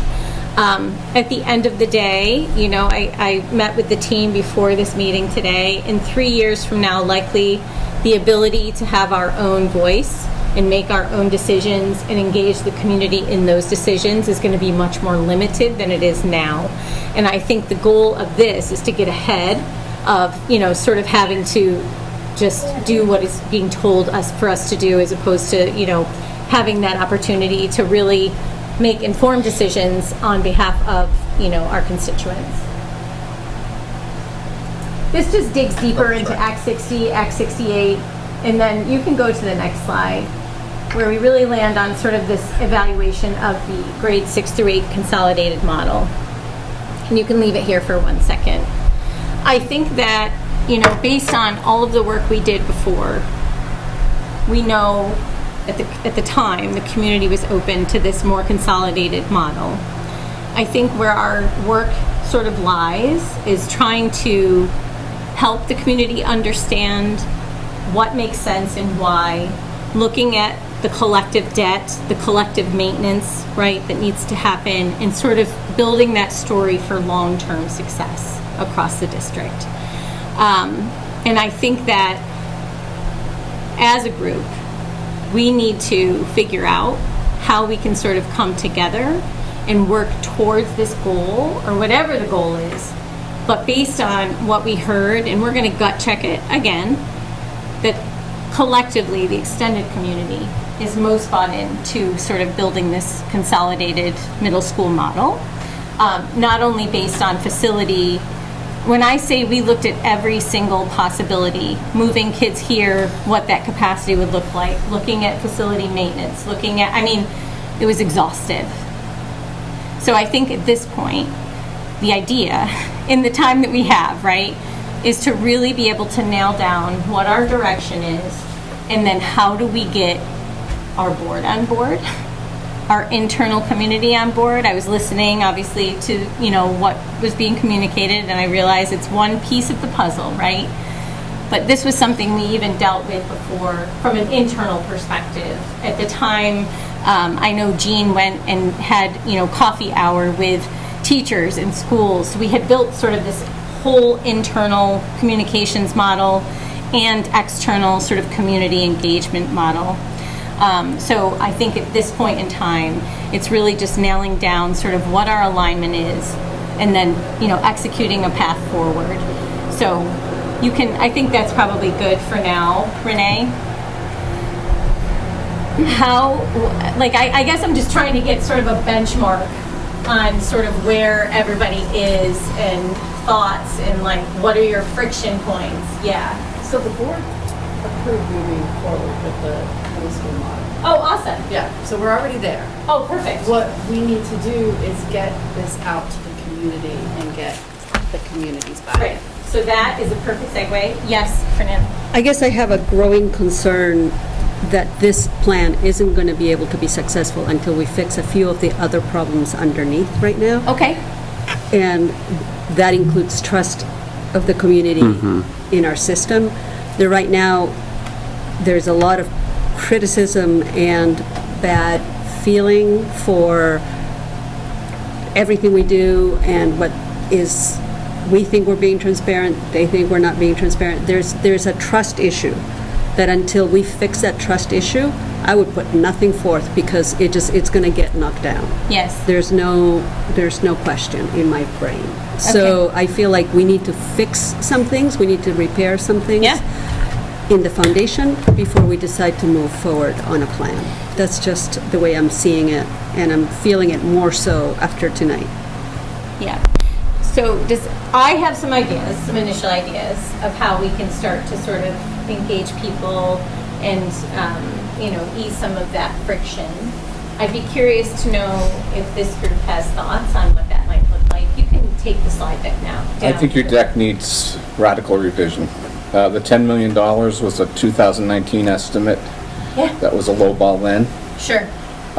And if a middle school model is what we're going to put forward, that money's thrown completely out the window. So I think that you have to start from scratch with that. Oh, and Kevin, this was like just to baseline us, but you're right, I didn't dig in. Yeah. But that's a good place to start. So help me understand that a little bit. As far as that was based on assessments from 2019, do you feel like we need a new number as far as facility maintenance costs are concerned? I think one of our problems, one of our trust issues, is we put forward a middle school model at the annual meeting, and we put a number out that was, as far as I can tell, made up. Okay. That's probably radically too low. Okay. By tens of millions of dollars, if not more. Okay, I think that's fair. And that we put out drawings that are speculative. Okay. We haven't had a process. And that's one thing I would like to see from you, a process of how we're going to find an architect, get bids, get a plan, Okay. a real plan. Yeah. I mean, this doesn't even have the square footage down, and we had people saying, why are there two gyms in here? We screwed up the start pretty badly, and if we're going to get anything, I think I totally agree with Fernando. We have to build credibility first. Yep. And then we have to have a credible program, because we've put out something that's a fairy tale, and now there's a number out in the community that's wrong. Yeah. And way too low. Okay. Yeah. So we've had a bad start that we have to back up and redo those. And Amber, I've had a friend for 40 years who designs high schools in another state, and I asked him about the process. I've got a document here. I can make copies for everybody, but I want to submit it too. Okay. Yeah, I'd love to see that. I know when we initially so Lori, get us up to speed here. We did have an architect come back in the day, right? One, because we wanted viability. Remember? Yep. So like, as far as, there's wetlands around the high school, for example, or, so we basically looked at every single scenario, if we built on versus building up versus, so, remember? Yeah. Whether we build up, whether we build over. Yeah, because we couldn't build out because of wetlands. We had to build up, so there were like variables as to why this particular, recommendation was sort of made. But we had an architect come. Yeah, but from a viability and not necessarily an estimate. Can you help me remember that? Yeah, I mean, what we did so far is essentially kind of what we've done with NBF again, is that we haven't come up with a bid spec ready, ready to go, here, take it out and decide how much it's going to cost. Okay. It's really just to say, here's what we think it's going to look like, but it doesn't mean that the square footage is probably close, but how that all gets mangled together in the inside is up for interpretation. But we haven't picked an architect yet, and that's. You have if you pick a plan. Well, we haven't, and I want to insist on this point, Brenda. We haven't done it right. We've done it badly. I think it's fair. And improperly. I think it's fair, and I hear you. So I want to understand that better. I would say what you said. What we did was to check on the viability of can we do this? Yes. It wasn't, this is what our school is going to look like. And I think how Kevin is seeing it is how others are seeing it. I see. Right? Yeah. And so we need to let people know that, oh, look, here's our vision. Okay. Right? It's more visionary than anything. Yeah, at this point. At this point. There has been no bid, there's been none of that. Okay. That we want to get to that point, Right. but we want to get people to see the idea of it and to understand where we are and why we're doing it Okay. before we go to the next step of getting an architect and putting out bid proposals. Understood. So, Sorry, you're next. Okay. Okay. So at the same time, we also need to, and this is where I think our committee last year, we were very focused on the middle school model and said we would touch the other schools eventually. So this facilities committee is where we're doing that too. Got it. So I want to make sure that that we don't lose perspective on there, because what we heard very frequently in the run up to the budget and other things was, what's your plan?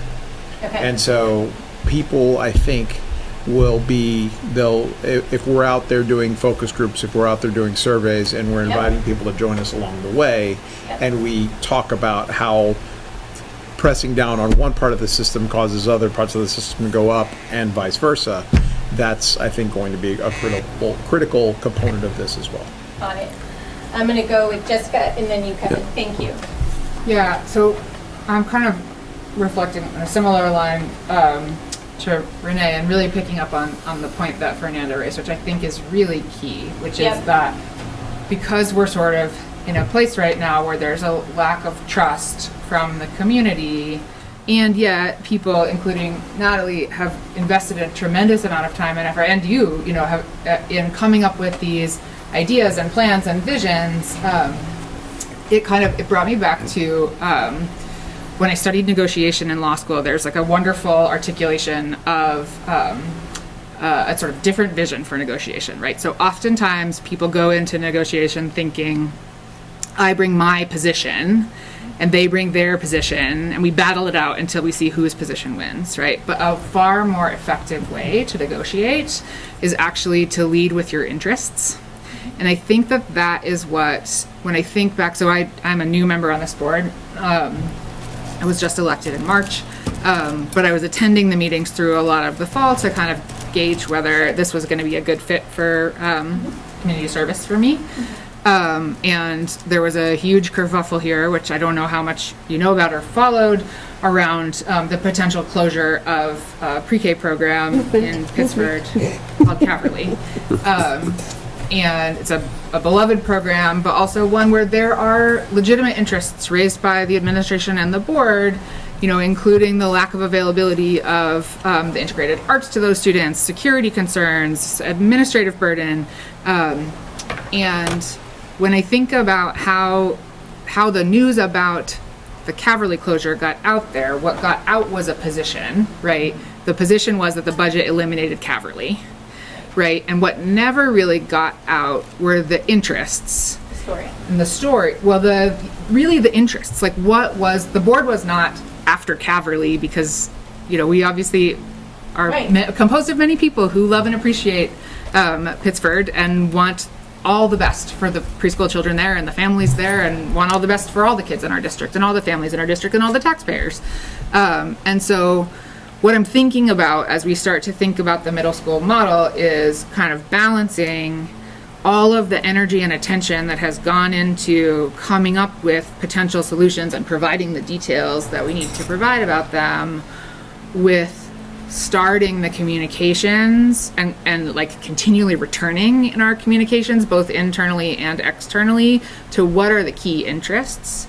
And the one thing that I'm thinking about there is that, you know, after having learned this, I have been applying this for years and years now in my life, and something that you really have to do if you want to communicate your interests is actually have fewer interests, right? Like we could say that we have a list of 40 interests and we would be totally accurate, right? There are probably more than 40 things that we're balancing in all of this, but I think as a board, we need to kind of edit down to what are the like 2 or 3 goals that we're really aiming at, and there might be complexity within those, but if we could get there and have that kind of vision, both to influence our communications and to tell us what success looks like in this process, what are the benchmarks by which we're gauging our performance, I think that it would both help with community engagement and with the overall success of the project. Okay. That's my take. Super helpful. Kevin? So, one thing that I keep thinking about is, you know, from observing the way the community members kind of react to these kinds of things. A lot of times when people don't have knowledge of a thing, they react with emotion because that's what they have. That's right. So, a lot of times when you're looking, for example, on like Facebook Kevin, can you groups, speak up a little because the fan's competing with you? I'm having trouble speaking at all. Okay. but I'll try. Thank you. Yeah. I was just saying that in absence of knowledge, you respond with emotion. So when community members don't understand, they react with an emotional response. So, you know, from going online, reading Facebook messages about these kinds of things, people have perceived this project that we're talking about as something that's going to be added directly to the school budget, and they're going to be paying for it directly. So this is like a lack of knowledge about how this is paid for and how this works. Like they don't realize, like you've said, Kevin, that they're paying for Woodstock's, you know, and South Burlington's thing now, and it all kind of works that same way. And I don't have the same level of knowledge as you all have about that, but I think one of the main things is that we are having difficulty as a board successfully making contact with a large enough proportion of our community to be able to communicate the things that we need to communicate. So we need to find, like, and that's something we've been talking about, we need to find ways to successfully engage a good proportion of our community and and give them the necessary knowledge that they need to make informed kind of like decisions or comments or things like that, and not have to rely on their emotional knee-jerk kind of like, do you know what I mean, 100%. reaction. So Yeah, some of the ways we tackle, oh, go ahead, Natalie. Well, I totally agree with Kevin. Yeah. And I just wanted to piggyback off of Sure. what Renee was saying, is Yeah. that the issue that I had initially with the having to just focus on a middle school was that I felt that we didn't have a master facilities plan, right? That we didn't have what? A master facilities plan. So, you know, I have a background as a planner, and Yeah. we did planning. And how are we planning for a middle school when we aren't including what we're going to do about the other schools? Yeah. And I would love to see that part of this process, is how it all fits together. Exactly. So how does it fit together? Does anybody know? I mean, as far as... Brett has his hand raised. Oh, Brett's online. Brett's online. Brett. Oh, behind you. Hello. Yeah, yeah, that was kind of going to be my comment. Can you turn him up? I can try. Why are we arriving at a foregone conclusion that a middle school is the right answer? If we're really stepping back and promoting transparency, shouldn't we pull that back in scope? It's a fair question, and I think that's where, you know, initially when I was sort of thinking about how to get a benchmark, right? So Brett, when we did this work before, I don't know if you've seen the old data. Of the 516 people that we interviewed, we did working groups and focus groups and community forums. The concept that people were most comfortable with was sort of this middle school model. From a facilities management perspective, we're just talking facilities. And I was sort of looking at, you know, you guys are sitting on, you know, $71.5 million worth of essentially real estate. I plugged everything in and put out a podcast, right? It was like we're essentially playing real estate Tetris. That's what we've been tasked with, right? Obviously, we're also tasked with ensuring that students receive the education that they deserve and teachers deserve the, you know, but basically one of the questions was, are we preparing for the future of education? Or are we just looking at our brick and mortars now, right? We don't know, I mean, I was thinking about malls. Like, look at malls. Once everything went digital, malls were dead. Now we have these buildings that are, you know, just rotting, literally rotting. That could happen to us, right? I think the idea is to prevent something like that from happening. So really, it's essentially, you know, and the podcast compared our constituents to stakeholders within a $71.5 million real estate trust, essentially, right? That's what they are helping us to keep going. So that's why I say from an emotions perspective, the reality is we're sitting on $71.5 million worth of property and land. Mm-hmm. We have to figure out how to best manage that for long-term sustainability.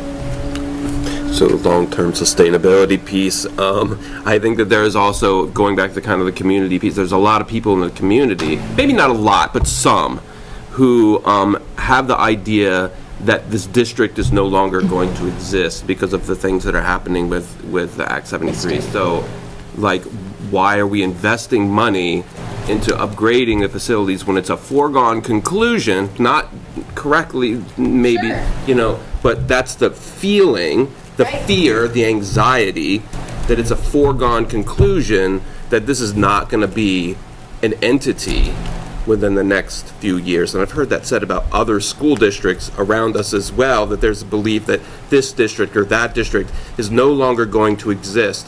So why are we putting stuff into it now when we have that fear and anxiety? It's So interesting to me, because it's like, if you think that you're going to lose some measure of local control, why wouldn't you want, you're like, well, we have the opportunity to invest in what's here and our kids yes. here right now, like, why wouldn't we seize the opportunity to take the decisions that we can and, you know, build the things that we need so that if there is a future date where we don't have control. Right. But there's also, you know, this, just because there's consolidation doesn't mean that Otter Valley is not going to be a school. Do you know what I mean? Yeah, There's yeah, that yeah. piece Yeah. too. Brett. Sorry. No? Okay. Oh, yeah, go ahead. Brett, It's all sorry. good, but Brett behind you. Yeah, so I guess what I keep coming back to is I don't know how we do a middle school without causing more problems at the elementary schools. And so I wonder if a half measure is actually the wrong thing. It makes me wonder if we should be thinking maybe bigger and look at what are the savings that we could get if we had a single elementary school, a single middle school, and a single high school. Which we did that work. We did that. Funny you should say that. We did it back. You're right. We did it back in 2019. I don't know what the numbers look like now, but there was no physical possible way for that to happen, based on buildings and the facilities in their current state now, which is why we sort of landed on middle school, which would open up space. Now I don't know. I don't know what the current enrollment numbers are. I doubt they've dropped so drastically that we could potentially have that happen. But I did ask Lori actually today to send me the current numbers within each school student population. I think, to your point, Brett, it could be valuable to do, I mean, basically what we did the last time is we looked at, current student population, number of kids that could potentially be housed in each school, and then sort of taking and adding that all up and saying, okay, if we put middle school students in this school, will we have enough space and capacity? Now, the other part of this that we looked at was how children and students learn. High school, because we talked about, remember, moving all the high school students to an elementary school and then moving all, like, when I say we looked at every scenario, and then we're like, well, facilities at an Elm school don't meet the needs of a high school student body, right? And so we can't do that. Literally, real estate Tetris. We looked at every population. We exhausted every scenario before we went to the community to talk about potential future scenarios, right? And to get some buy-in. I don't say we couldn't do that again, Brett. I think it's probably something that makes sense because we want to be informed. So that when someone from the community comes up to Kevin and says, well, why are we building on when we have, a whole school that's not even close to capacity? Right. It doesn't make sense. So we got to make it make sense, right? And that's where, as far as, even at the time, we had experts on middle school models come in and talk to people from the community and sort of, build the sort of surround sound. Surround sound, you like that? As far as... We could use it tonight. Yes, oh my gosh. I swear it's my thyroid. My voice cracks now. I'm like, it's my thyroid. Kevin. So this goes again back to the deck. The 512 responses. It was 516. 516. This phenomenon that happens that we're all familiar with nationally, and it certainly happened here. I'll give you the local example. There's a group of young parents primarily who wanted to build a rec center. Mostly, their parents whose kids play sports, and wouldn't it be great if and they thought it was a great idea. They were completely... I think I remember this. They're completely well-intentioned. Just recently. Thinking about. Maybe there was some other initiative, but... Maybe you saw it on the national news. I probably saw it on the national news. And probably everyone they talked to told them it was a good idea, too. And then when it was floated in any faintly serious fashion, 400 people showed up to the meeting angry and upset, just like Kevin was talking about. Right. And these people, I'm sure to the people in that committee, came out of nowhere. Yeah. They were older for the most part. They didn't want to spend a penny on this. They had a million reasons why it was a bad idea. Yep. Some of them, some of which were valid. And I'm worried about the 516 people being largely a self-selected group. People who will say, oh yeah, I'll answer this story. Yeah, this is a great idea. I want this to happen. No, they weren't. We actually went to board meetings. We went to community events. We got a cross-section of a lot of different groups. We got a cross-section of a lot of different groups, and even in the survey results, you can see the age of the population of people that responded. And it was, And I will say that the climate of 2019 and the climate of today are different. They are. Right, and we know that. And that So, the replies may not be the same. 100,000%. That's true, which is why we want to do the survey, a different survey, and get that out. We need to certainly do that, and obviously disseminate internally and externally. But that's where I think all of you come in, to Jessica's point, building out sort of those objectives and benchmarks, super helpful. One thing we said that we did wrong, well, not wrong, it was because of COVID and then the change in leadership, essentially, We always said we need policy around the benchmarks. So if a school reduces by 50%, if, facility maintenance extends beyond a certain amount of, and it becomes very black and white, right? Check boxes and takes the emotion out of it. We know that if it meets these criteria, then that is, room for change. So I think. Brett has his hand. Oh, Brett, I'm so sorry. No problem. I was just going to say, I think around 2019, we were sort of in the beginning of a bubble, right? So I think if we look at preschool to maybe second grade around that time, we were seeing an increase in the number of students coming in. Yep. Of course, now those kids are either in middle school or going to be in the next couple of years. So it feels like maybe we missed our window. We don't know that. No, I don't know that we can say that. Problem's still here. Yeah. I mean, there's probably another bubble coming, but. The problem is we have a lot of facilities that are not meeting all of our current needs, and we don't have a systematic system to make decisions based on it. Right. So we're making decisions that we believe are fair and equitable, but the community obviously felt was attacking. I mean, I like the way you said it, Jessica. Nobody made a decision that we wanted to hurt any community, but the response we got was that was our intention.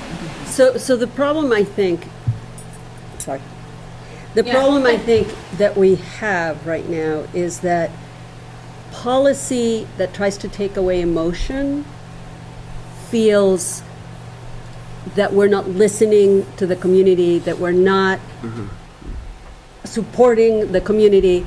And unfortunately, we're in the situation, right, where policy like that, all they intend to do is, right, like what school is going to close next, right? Like what program is going to move where. And I don't think that's really true. But I'm concerned about making mechanical decisions. Mechanical, I mean by just sheer numbers and facts. I think we need to get ahead with what are our common goals for how we want to support kids that are more rooted in reality. I mean, the global ends and all of that is lovely, but it's not reaching the community. Like, that's not what the community is looking at. They're not looking at that. They're not, that's too broad for them. That's too academic. That's too, I think we really need to think about, like, here we have our community kids, right? We're a small rural program. What can we do? What are our common wishes for these kids, and what does that look like physically, right? Like, we need to have less speak and more, just like you said, fewer. What did you say? Interest. Fewer interests, but common interests. Where are the common interests, and how can we bring that in and say, okay, yes, we believe in what you believe.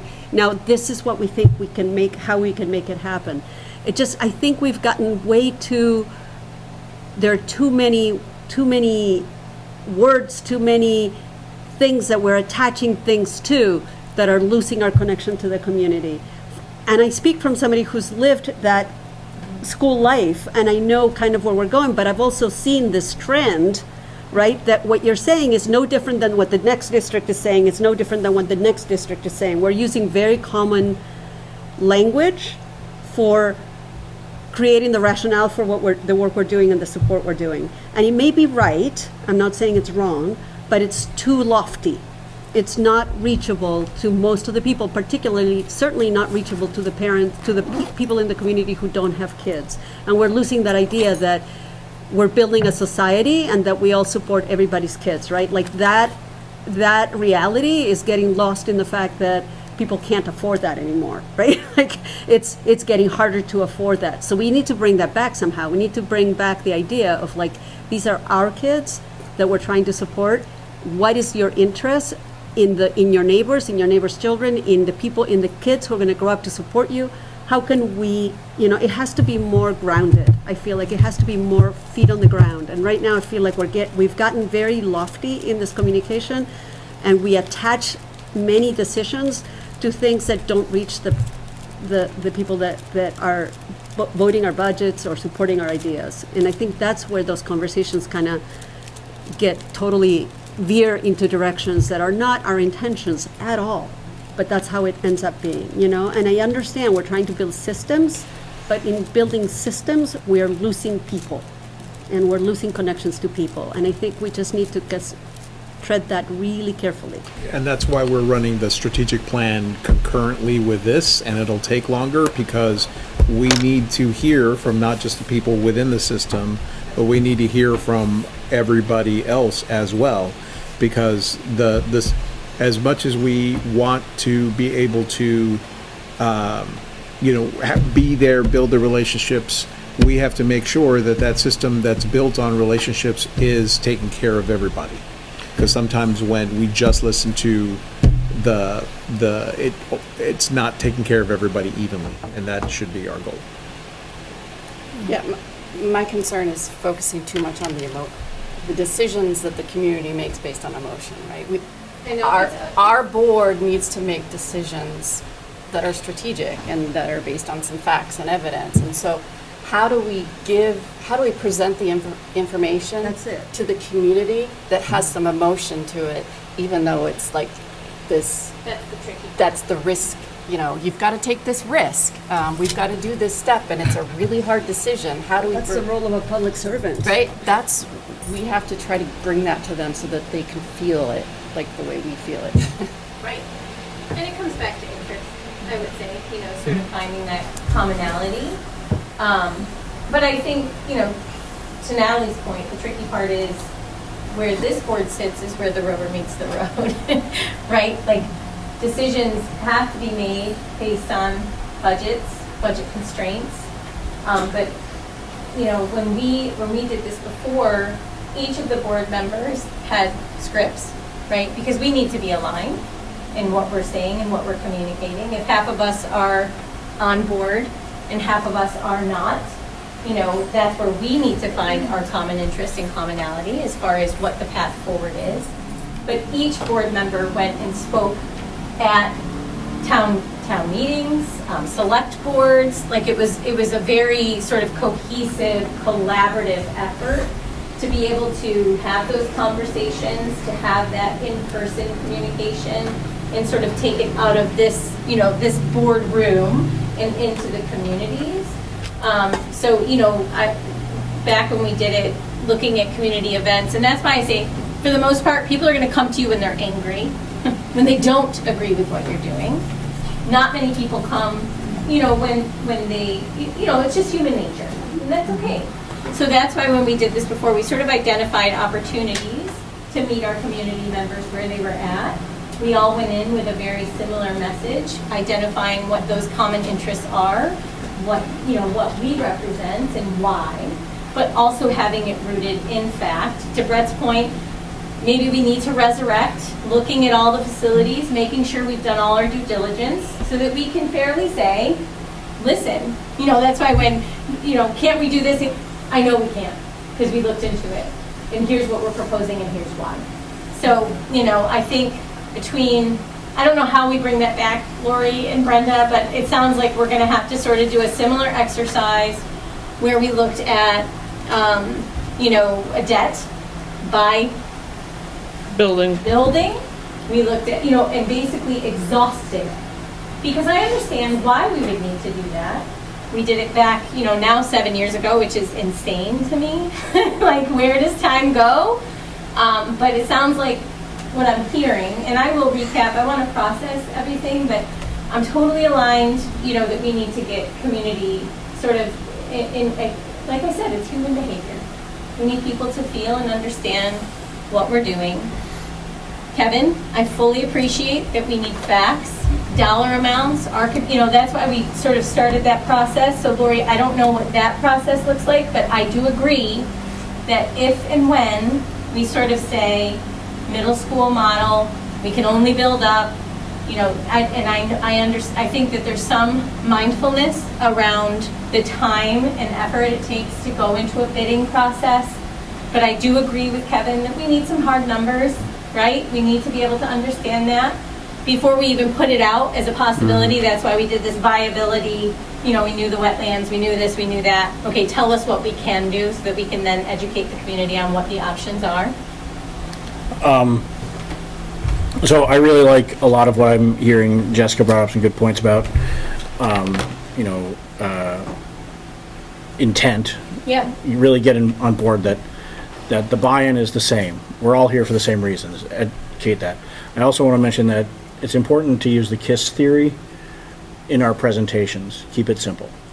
I don't want two S's. There's no stupid in it. It's just keep it simple. But us behind the scenes have to back that up. That's right. It's up to us behind the scenes to take. We need to start by developing with the community that we have our interests are aligned. That's right. And then we have to back up those interests with facts and our process. And then we need to figure out what we present. I really liked what you said with a script. Yep. In no way do I feel that it is a scripted act. No. But it is a guided tour that we all sign on to. That's right.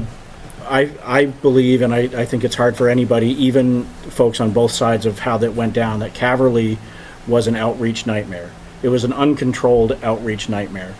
All of the intentions were genuine, but it fell in such an incohesive process that it appeared to the public in every viewpoint chaotic and uncontrolled and ill thought up and badly executed. I'm not saying it was, I'm just saying that's how it was presented because there was a lot of different stuff put out there. And so I really like the idea of a deliberate process and then a deliberate presentation to the public at the times that it's important, and that we get buy-in not just from the community but from all of us here. So, and then we have those scripts, cheat sheets, whatever we need to, so that when outreach happens, however it happens consistently. That's right. Whatever that may be.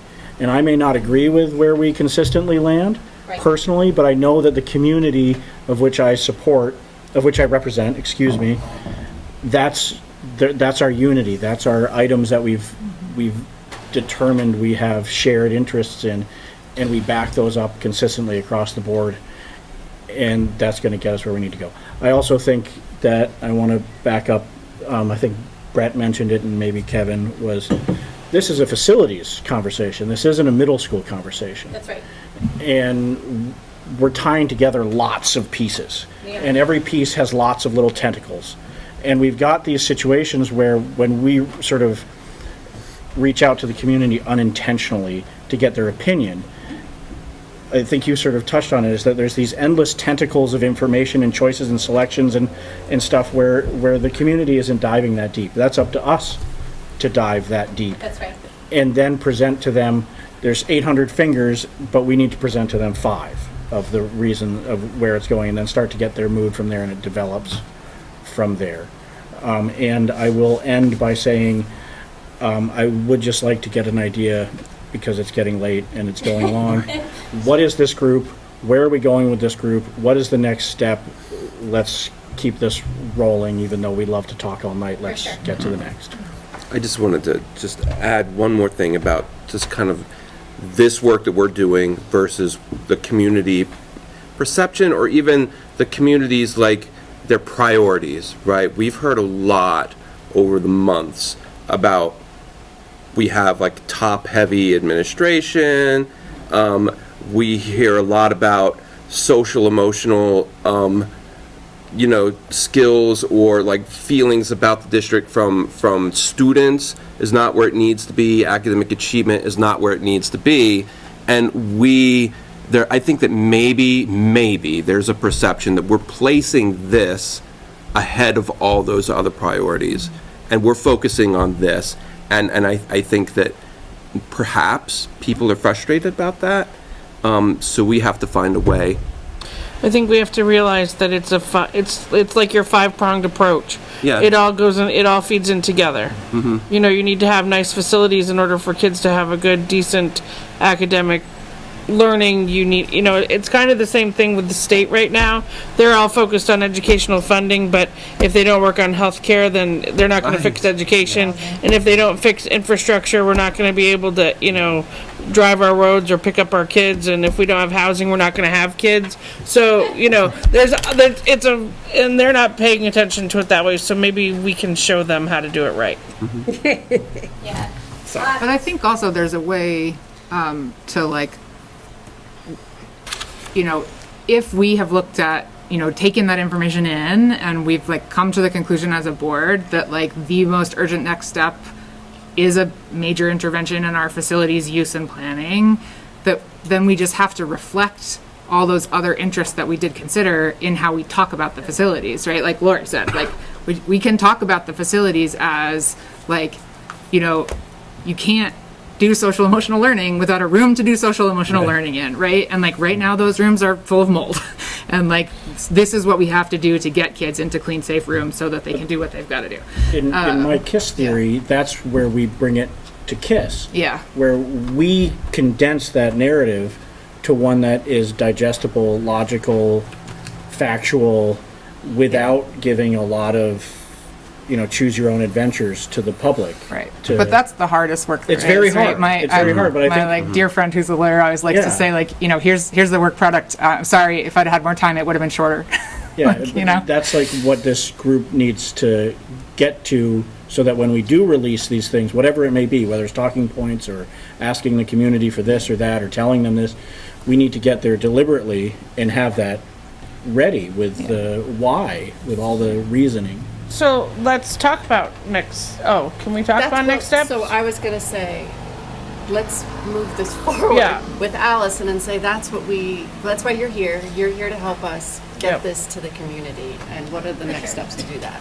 Yeah. So I heard a lot, so thank you. First off, I think we need to reactivate sort of the assessment of all the facilities, just to ease everybody's mind, and then be able to come up with some sort of communication around, how we're sort of tackling it, that we're not ignoring any other facility, but here's how we're sort of prioritizing what that might look like.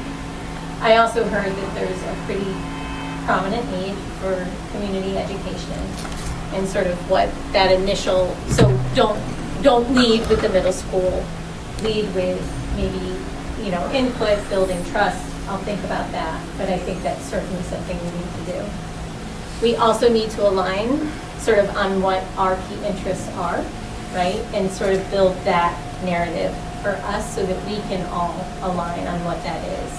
It sounds like there's some exhaustive work we need to do first, which I understand, which is why we did it previously, because we wanted to confidently say, here's what we're recommending and here's why, or however we communicate it, but internally here as a group. We needed to exhaust every possibility in order before we could confidently say how we're going to tackle that.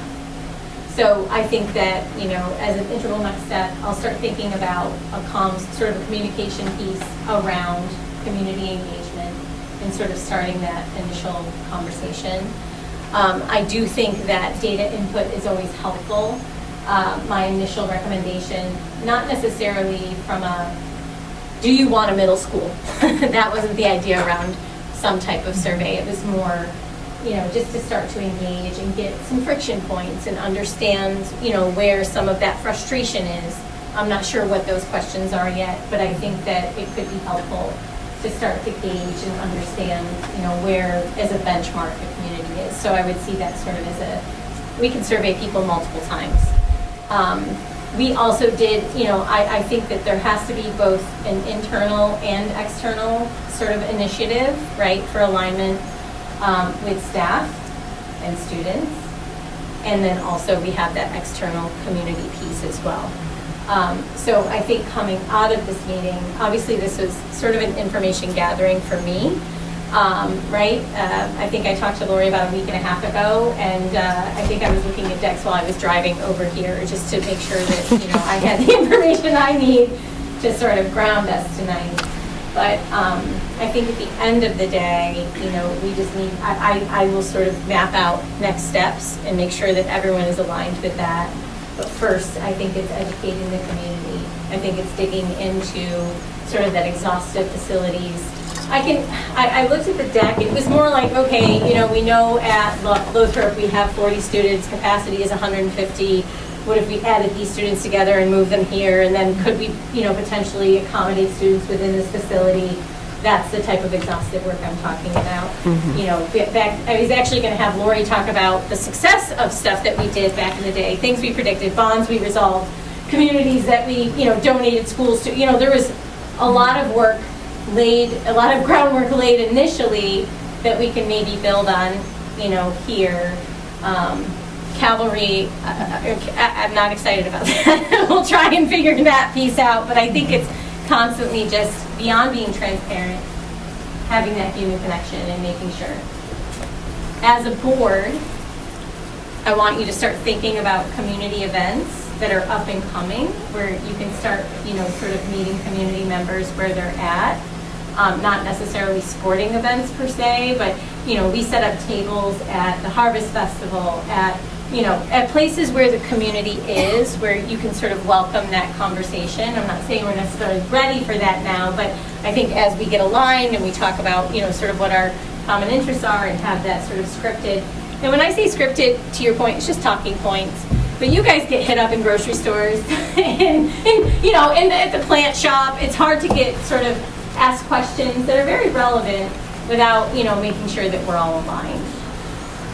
Natalie, I also wanted to ask you, so you were as far as planning is concerned, and then the additional facilities, can you just, I know we gotta go, can you help me understand that just a little bit better, or I can talk to you offline, but I wanna make sure that's addressed as well, like, A facilities plan? No, holistically, I mean, like, you were just saying we gotta make sure we recognize the schools beyond just the middle school, right? That's sort of the extent of it, right? Okay. And sort of having a plan, and I think if we do this exhaustive work, we can sort of map out financially.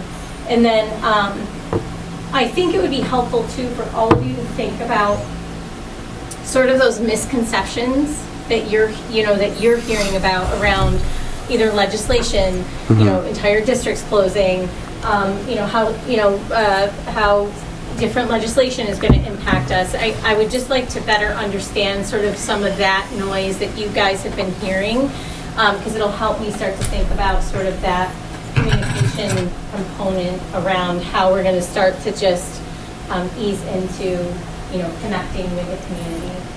Unfortunately, we know we're not going to solve, we are not only as a school, but, as a country, right? We're trying to sort of, reach out when people are very stressed and, there's a lot going on. And I think it would be remiss to not recognize that bit too, right?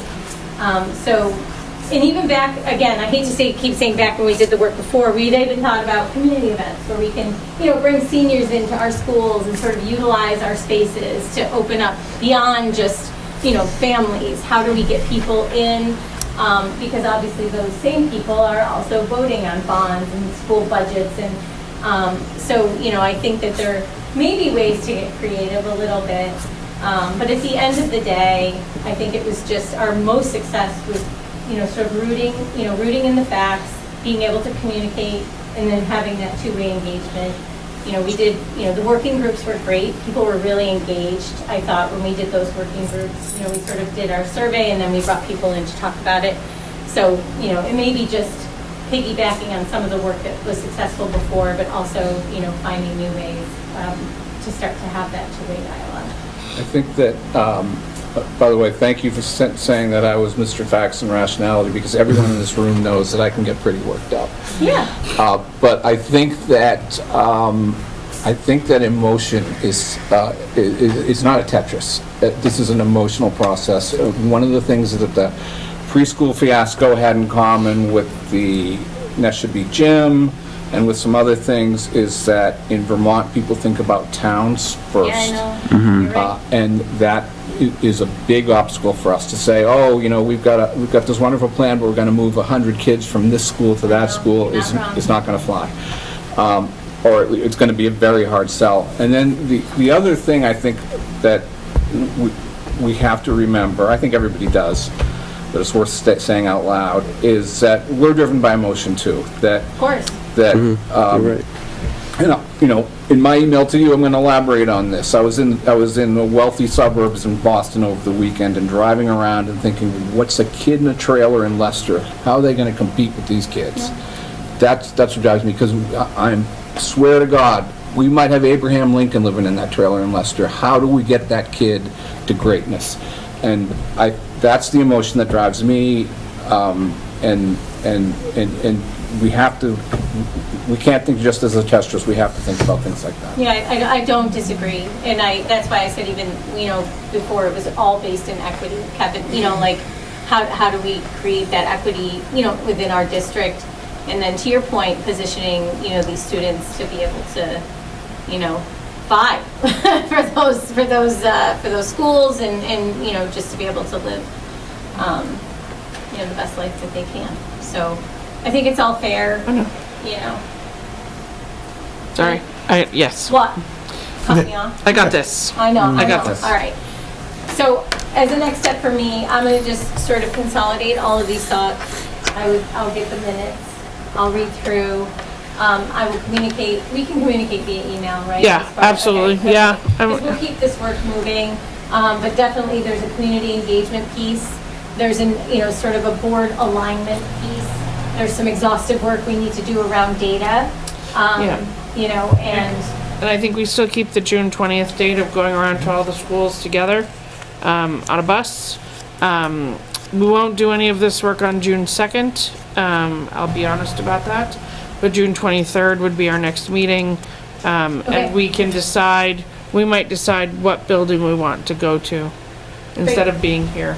Okay. And possibly making that also into see if we can get people to come out to that school. Is it June 23rd, a Wednesday? It's a Tuesday. Oh, Tuesday. Okay. So you're thinking of community forum too? Possibly. In that whatever school that is. So if it's at Leicester. On June 23rd, community forum. Okay, so we would, I mean, realistically have a lot to work to do before that, which is doable, but, you know, and then also, you know, being able to. If we can't, we can't. That's fine. I mean, the meeting could be here June 23rd, and we can work out next steps at that meeting. No, I like the idea. I think So- it makes sense. I think everyone's ready to sort of activate. I just mean we need to sort of exhaust all the options at this, like, I know that work takes some time is all. Right. You know, realistically, it just does, so I wanna make sure we position ourselves for a win. Yep. You know, by way of information and communication. I think it's worth considering as a possibility that our big win might be actually in those like first the sketch of schedule where we have a meeting at every school, that our big win might be actually not having talking points and really like having the talking point be that we're here to listen. We want to know what's going on with your school, and it might allow us to be working on kind of articulating our goals and interests in the background as we're receiving that input. I don't think we should be having talking points when we're at the schools because we haven't actually talked to the community yet. Exactly, yeah. So I wonder if the main message at the school meetings is But we're gonna have questions and we're gonna have to know how to respond. Yeah. So even if we're working on it, but we need to have a script. Yes. Yeah, there needs to be a narrative for those, whatever it may be, however broad. Yeah. But we can't just go into the Wild West because it's going to digress really fast. Yeah. I think those first group meetings, it could happen, but by the 23rd might be achievable, but we don't need to have the whole thing in front of us. We just need to think about the whole thing and then say, what are our first questions? What are the 3 things that we're going to ask this working group, this community outreach, whatever? I'm just making up 3 is a good number of simple things, and not highlight the middle school model. This is a facilities planning thing, and there's 3 broad things. How are we preparing our buildings for the future? How do our buildings support our social emotional learning? Right, and we boil it back to how it connects to our shared interests, and it's broad, but it's contained or controlled or guided or community members. Right, and super broad, but we have control over, some of how that narrative is introduced and interacted with. Yeah, and I think that I want to make sure we're also sort of making the community aware of these opportunities as well, right? So we got to talk about that. I know that's something Jill, We'll pull her in. Yeah. And before, we did a bunch of, we did direct mailers. There was a whole slew of things that we did before to just reach people where they're at.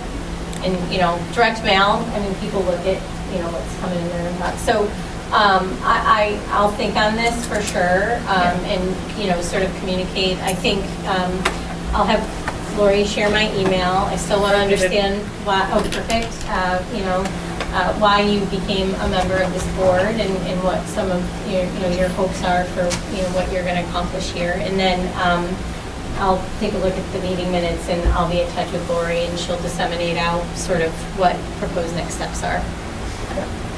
Sounds great. Thank you. Yes, we thank you very much. Thank you. Leslie, don't talk so much. All right, so our next meeting is set for June 2nd here. At 6 o'clock, excuse me. We will be having our task force facilities bus tour on June 20th, and because of the conflict with graduation at OCA on June 17th, we have moved our board meeting to June 23rd, which is the following Tuesday, and we'll determine where that's going to be later. Can you take a note for the next non-facilities meeting? The Hawk Hill Committee passed a forest management plan that needs approval. Oh, sure. We'll put it on June 2nd. Is that And okay? we also tentatively appointed a student representative that needs to be confirmed. All right. So we'll put that on Hawk Hill for June 2nd. Okay? All right. So I'm having really hard time hearing you, Kevin. You said Hawk Hill, but I missed everything. he just said he needed some he has a potential forestry Forest management plan. right. Which I need to get to everyone to read, and Student a rep. student rep. Got it. Thank you, sorry. That's okay. Okay. So having done that, Can I ask a question? When Really? very fast. I'm the Stafford rep. There was a Okay. Stafford meeting. When am I supposed to report on that? since we know that you had one, we'll do that June 2nd too. Okay, great. All right. Thank you. Perfect. Can we All right. modify the agenda, please, to get the Yeah, executive actually, session? I was just yes. Yes. Thank you. No, we weren't, but we are actually we've kind of dialed in that. So yes. So we need to go into executive session at 8:41 for the purposes. We want to start with teacher negotiations. I'd prefer to start with student because that's All shorter. right, student. So we're going into with Brenda and just board members at this point. Do you need Brian or Debbie? No. Okay. All right, then. We need Going to in, stop all those in favor of going into executive session at 8:41? Aye. Okay. Yeah, can someone make a motion? I make a motion. Oh, Natalie, There you go. seconds Fernandez. there you go. They'll probably